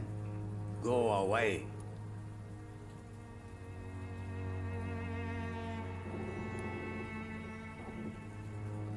Sir, wait. Stop this nonsense. I know Nurse Crane is here. Shall we speak man to man, you and I? All right. Speak up. Don't you see we're on the same side? We fight to help the poor, sick, and abandoned. I'm nothing like you, Mr. Doctor. Yes, you are. You too believe in providing medical care without charge. You know what we have to sacrifice to make the world a better place. I have to admit your words have conviction. All right, I'll let you see Dorothea. Don't make me regret this, though.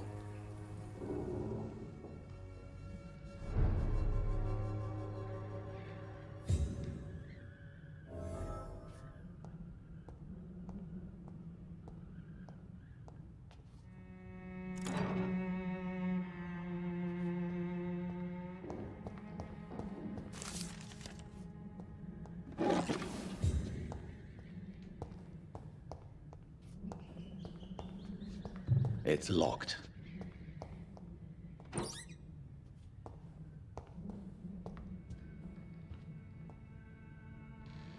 If you want to talk to Dorothea, you must go across the courtyard and take the stairs. We've not been formally introduced. May I ask your name and occupation, sir? I am Darius Petrescu. I'm here to keep snitches and spies away from Dorothea. And I also run this little print shop.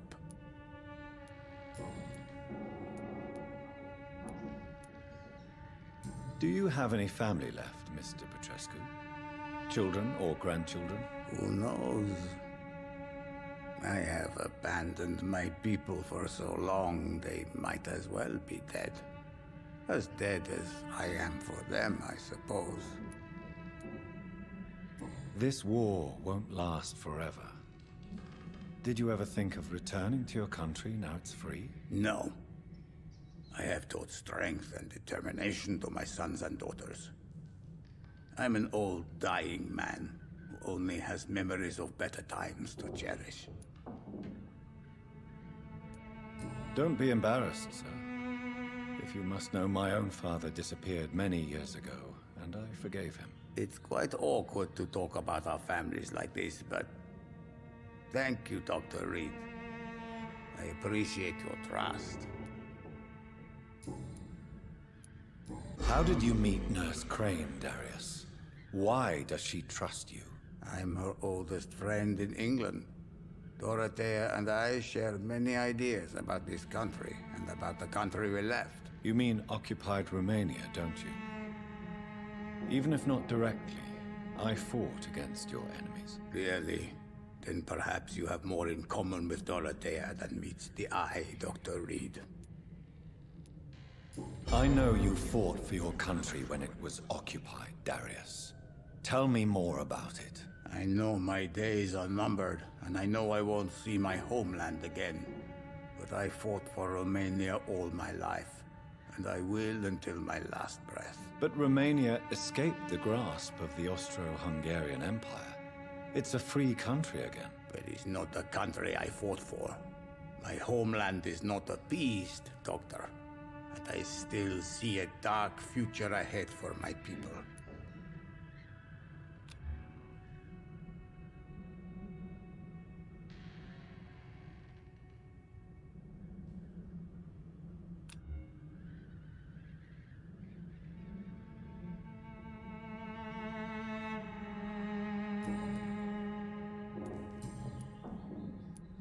So Dorothy's real name is not Crane? Like myself and many people in this area. Dorothea is from occupied Romania. That's all you need to know. She seems important to the community. More than you can imagine. The West End does not want to hear of Whitechapel's misery. Dorothea is one of the few doing something about it.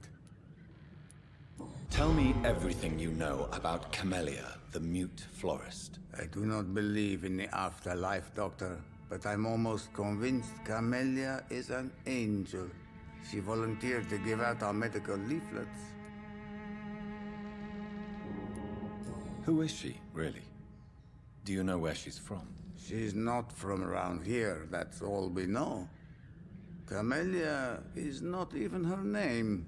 It's her favorite flower. You say she has no close family? Well, there's that awful poet who constantly follows her around like a lost puppy. A good man for sure, but a very poor writer. Are you not worried for her safety? She is as brave as she is tough, and clever too. If only I had met her when I was younger. Are you in love with Camellia, Mr. Petrescu? Don't be stupid. If I had met her when I was younger, we could have won our revolution.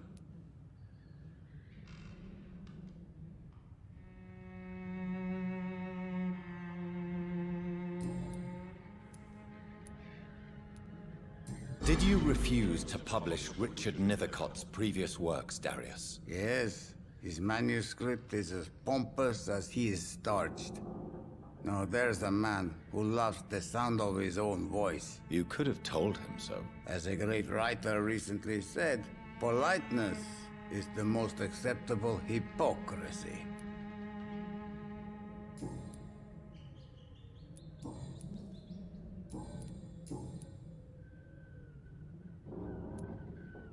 Tell me everything you know about Camellia, the mute florist. I do not believe in the afterlife, Doctor, but I'm almost convinced Camellia is an angel.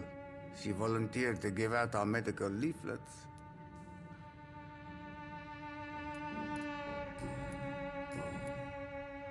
Goodbye, Mr. Petrescu.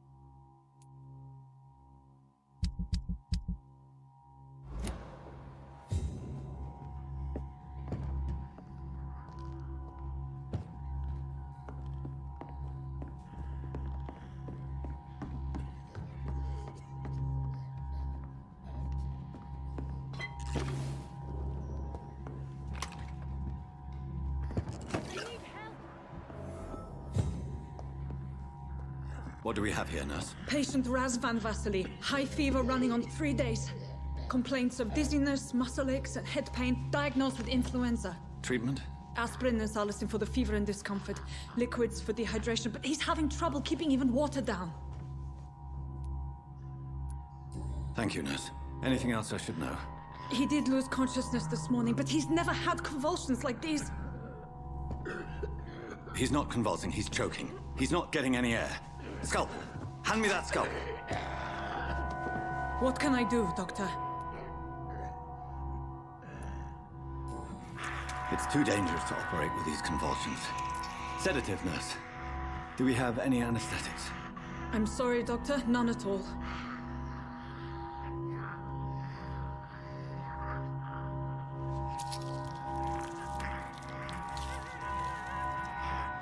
I need to perform a tracheostomy. Short pipe. That rubber tube will do. We're going to cut a passage for air through the neck. Yes, Doctor. He's breathing again, but he's coughing up blood. Internal hemorrhaging. I need to make another incision into the chest cavity to drain the fluids from the lung. Prepare another tube. A thoracostomy. Doctor, we've nothing to fight the infection. We need an aseptic environment.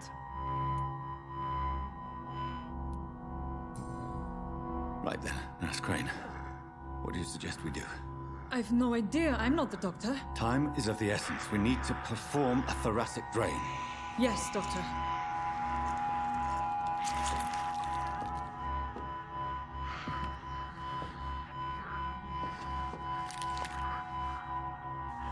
He's still bleeding, Doctor.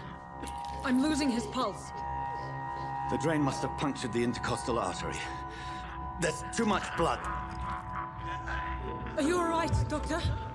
I can't see.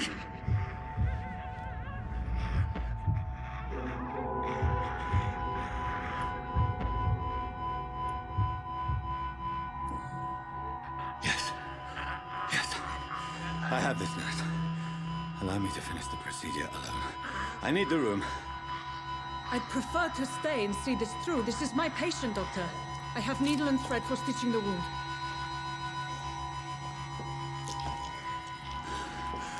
Good.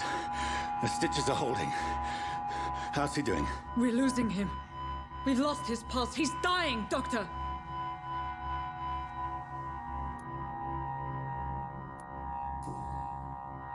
Cardiac massage, now. Cardiac... What? Are you making this up as you go along?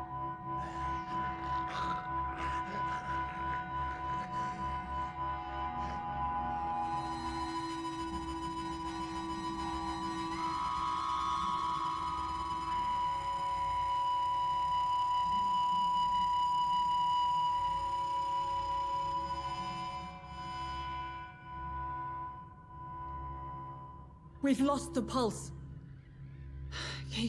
He's gone, Doctor. Nurse, we did everything we could. Truly? Everything you could. Is that how you'll report this in your log? Is this how the war went? Piling up one poor corpse beside the next? This was not an influenza-induced seizure. I've never seen symptoms like these on the continent. Neither have I. But the previous symptoms leading up to this attack were the same, indistinguishable from the epidemic. No. There was something more vile in these reactions. Something primitive. There have been numerous reports of mental breakdowns caused by the fever that accompanies the flu itself, Doctor. Yes, but... I'd best take some samples of the blood for analysis.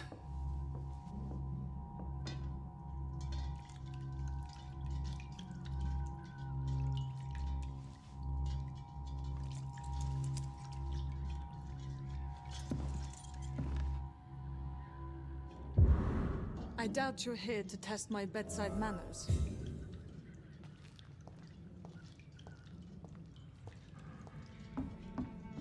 I suspect it was more than intuition alone that led you to us. So, how might I be of service, Dr. Reed? Your heart might be in the right place, but you can't carry on with this blackmail. For God's sake, Dorothy, it's extortion. It's a serious crime. Doctor, you think your warnings scare me? I've stolen and plied, blackmailed and lied, but what else am I to do? I'm all these people have.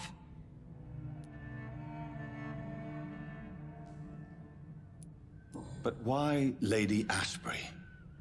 Why her, of all people? She's pristine and proper, all right. But that she-wolf in sheep's clothing murders the poor for sport. I have her where she belongs, and I'll milk her for all she's got. Dr. Swansea is a sensible and honest man. He wouldn't have refused your friend's care at Pembroke. It's easy for you to say, Doctor. These people cannot go to the police, nor to the hospital. They don't even speak English. They depend on me for everything. So, the end justifies the means. Is that your defense? I know you're kind, Doctor. Just another fine-heeled, silver-spooned gentleman who was given the world on a platter. You know nothing of poverty. Nothing of the shame, the hunger, the loneliness. You've convinced me of the sincerity of your actions and their noble justifications. But all the same, blackmail is a crime, and it will stop, Nurse Crane. So, are you going to turn me over to the authorities?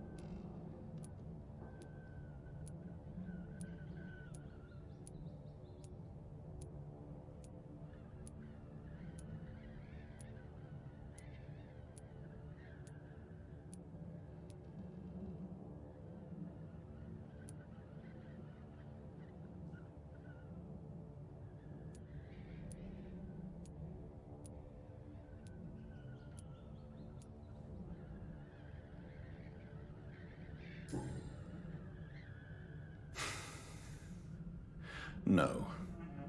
Your place is here. Jailing you would be an even greater crime. So, here is my proposition. I'll look the other way on your little enterprise. In exchange, you will resign from the Pembroke Hospital and provide me with medical supplies when the need arises. Dr. Reed!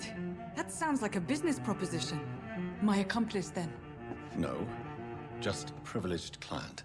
My research may require the occasional rare piece of equipment or ingredient. I'll pay good coin in exchange, fair and honest, to help finance your noble endeavors.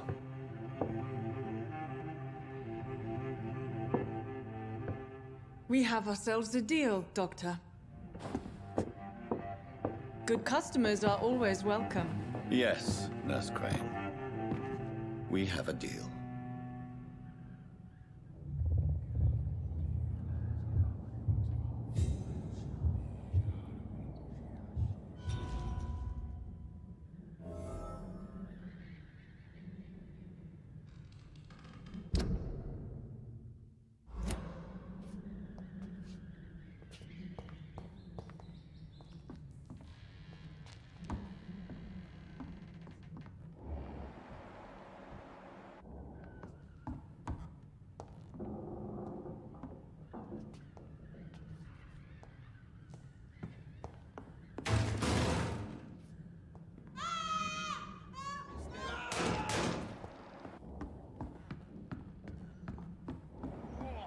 This one stinks already. It's a leech! Christ! He's dead!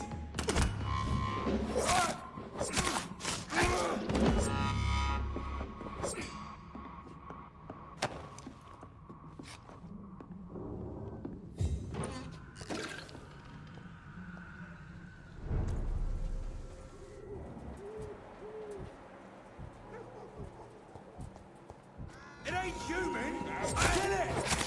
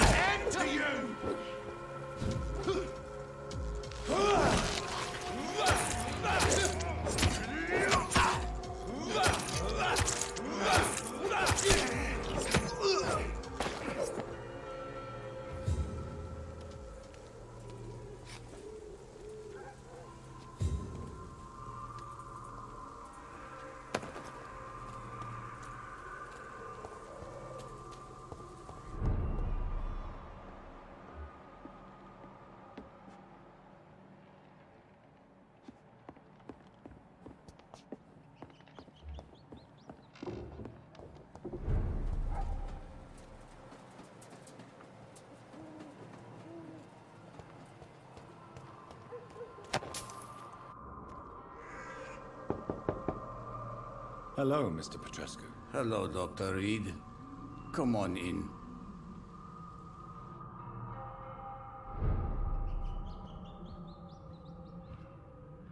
Yes?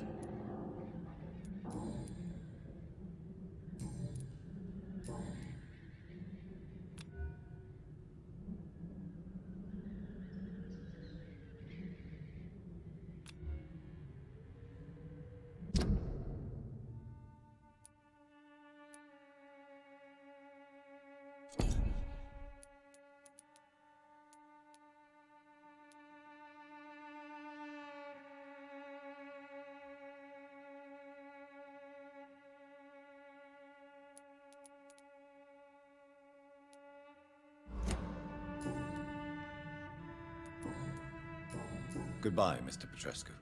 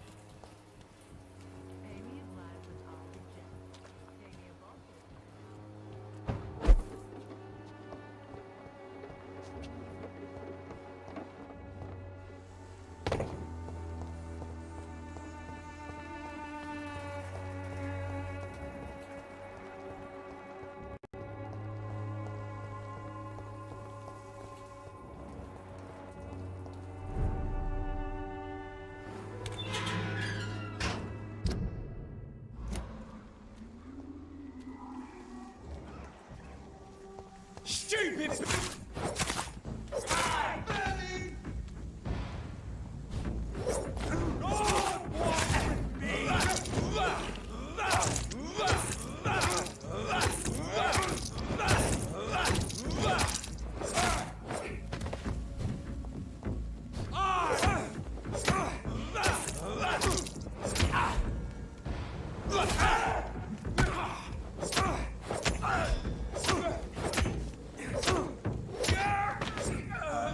This man stunned me with his faith. His crucifix. This is not good news.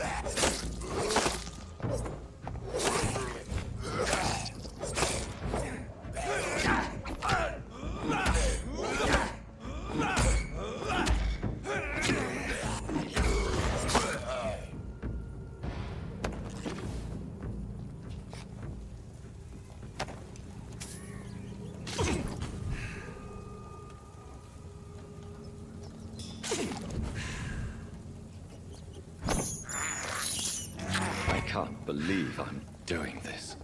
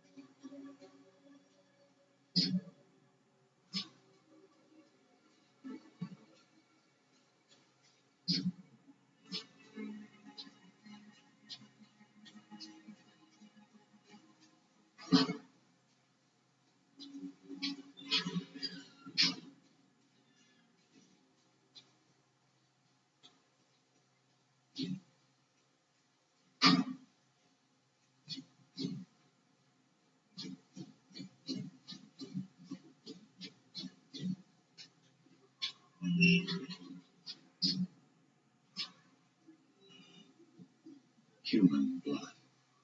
Whoever left these marks did so deliberately.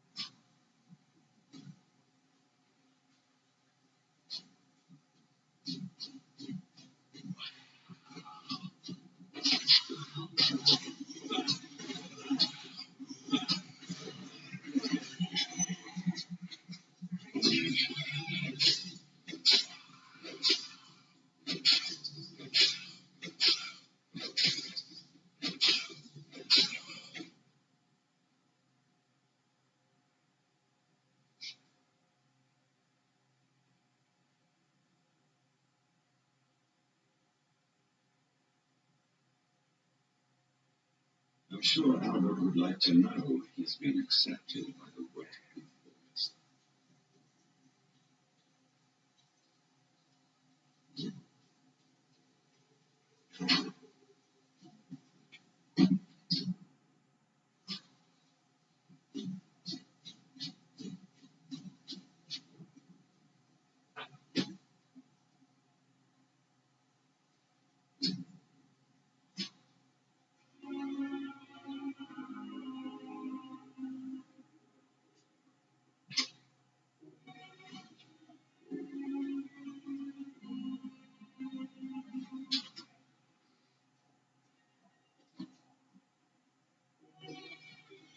It's locked, all right.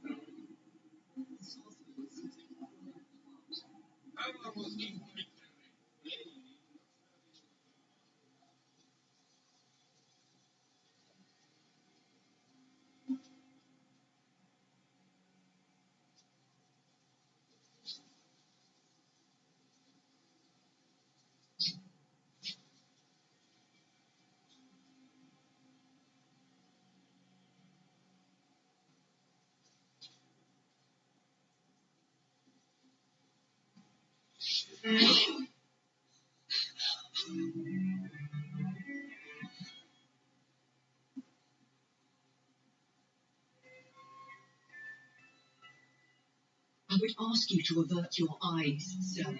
Or did you not know it was rude to stare? I knew it. Speak up, Dr. Reed. I like a man who speaks his mind.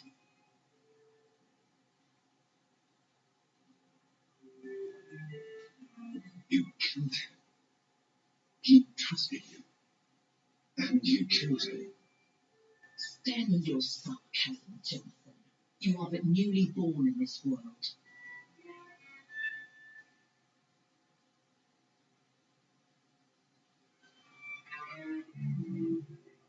No need to apologize, my lady. I know exactly what you endure. The situation is somewhat awkward nonetheless. I have not been observed sustaining myself for many decades. I have to say I'm a trifle embarrassed. Anyway, I have concluded my inquiries concerning your blackmail. I see. Please excuse my agitated state. Under normal circumstances, I wouldn't let anyone see me in this condition. I must confess I have not put an end to the blackmail. Unfortunately, I could not bring myself to do it.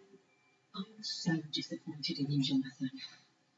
I didn't expect this from you. Lady Ashbury, you yourself admitted how ridiculous the sum of money was. I can assure you it was all used for charitable ends. Well, you were full of surprises, aren't you, Jonathan? All right, say I trust you, but you will still pay the ransom. It is only fair. After all, it was you who failed to bring this problem to a satisfactory conclusion. I believe I can agree to that. And since a lady always keeps her promises, I will now answer any questions you may have.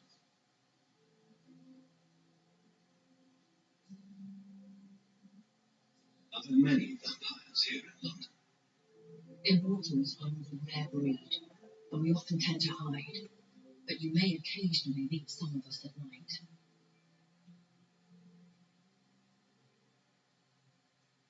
Will they all be as affable as you, my lady? I do not see why not. But remember, even the shark smiles before he bites. That sounds like a lesson from experience. Vampire politics are as intricate and sometimes tedious as a game of chess in a gentleman's club. I've learned from experience it is best to decline to play. Do you know any of them? Have you an idea of the identity of the vampire who attacked me? You mean your maker?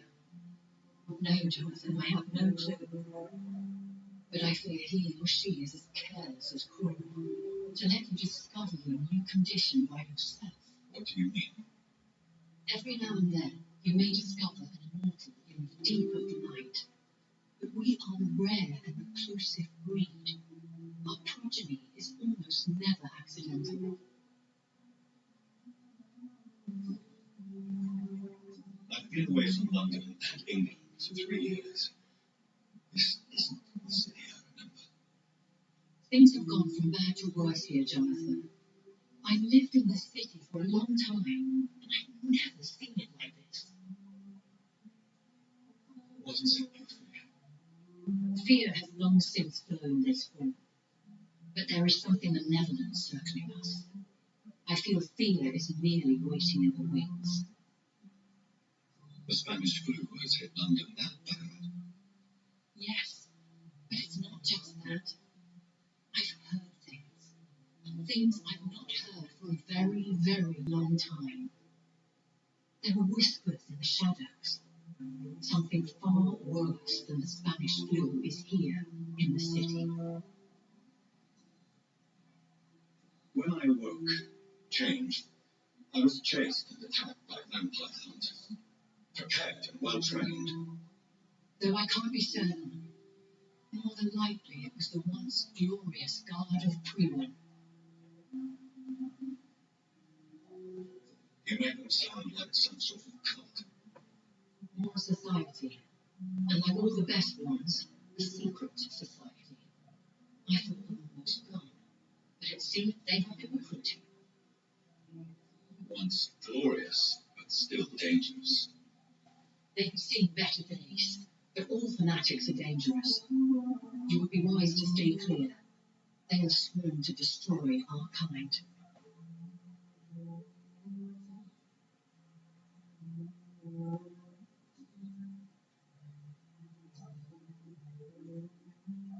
I know this is beyond the pale, but may I inquire your age? Really? And I thought you were gentlemen. If you must know, I'm 27. I've been 27 for a long time now, and 27 I shall remain.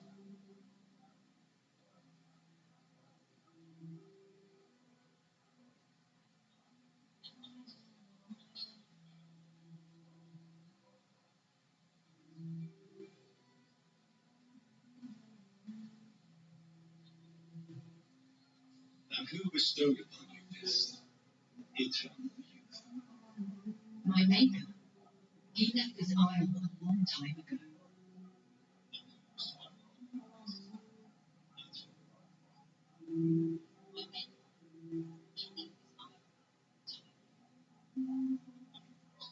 Very well. But I believe there is more to this than you are saying.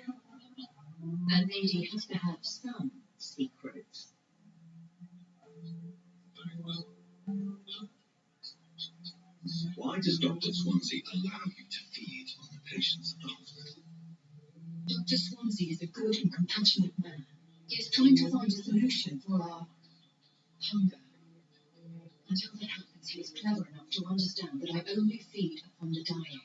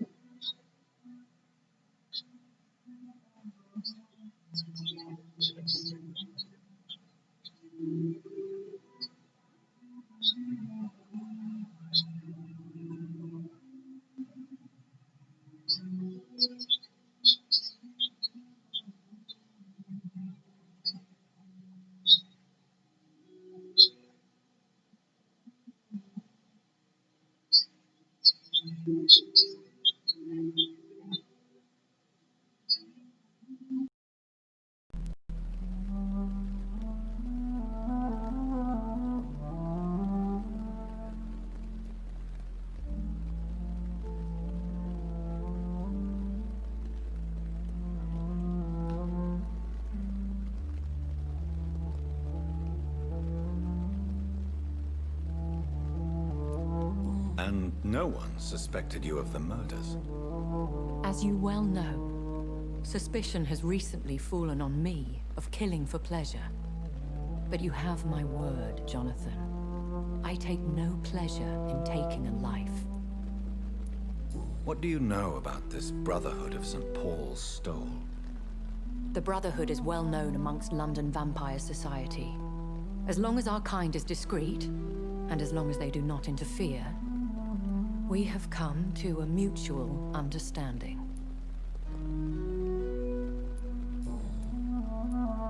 Why did you save me in the canning factory? I could hardly stand by and watch such a promising young blood as yourself be torn to shreds by some gutter scowl. What type of vampire is a Skull? Not a true vampire. The deformed offspring of lesser vampires. It is a shame these creatures run wild, slaves to their baser instincts. William Bishop wasn't the vampire that created me then? No, Jonathan.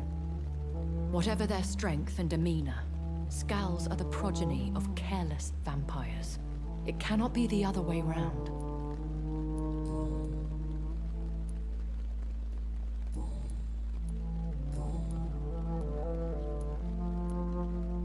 I don't understand. Why was I created and then left for dead? That is a question only the one who made you can answer. It's not normal practice.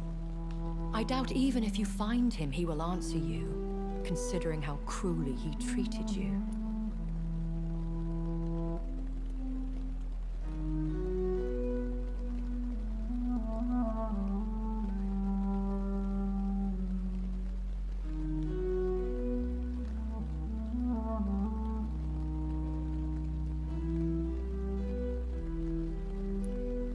I'd like to avoid creating another vampire by mistake anyway. Tell me, how is it done? The process is dangerous. It could even kill your potential progeny. If you did decide to sire an offspring, they must drink of your blood, Jonathan. So me being a vampire could have been a mistake? I very much doubt it, Jonathan. Contrary to the legends, it is not as simple to make another vampire by just biting someone. I've been hearing a voice talking in my head. Is this some kind of insanity? It feels like the voice of the vampire that created me. Hush. Tell no one this. It would be unwise to talk of such things amongst British immortals. Speak no more of your maker.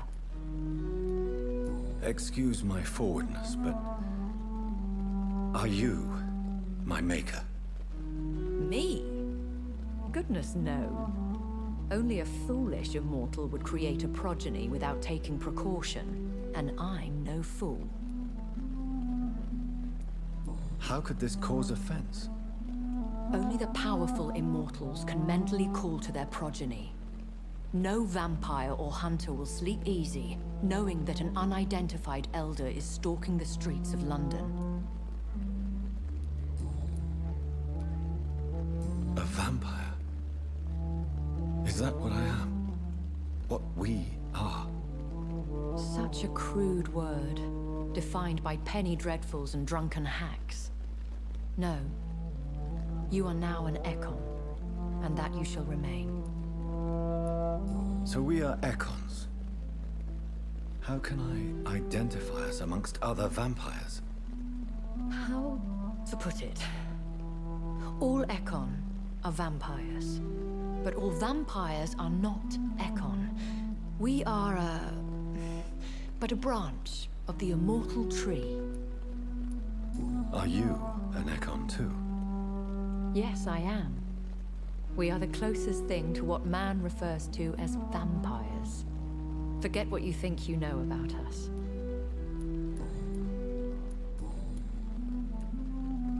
I bid you farewell, for now, my lady. I must quickly analyze the blood I took from Nurse Crane's patient.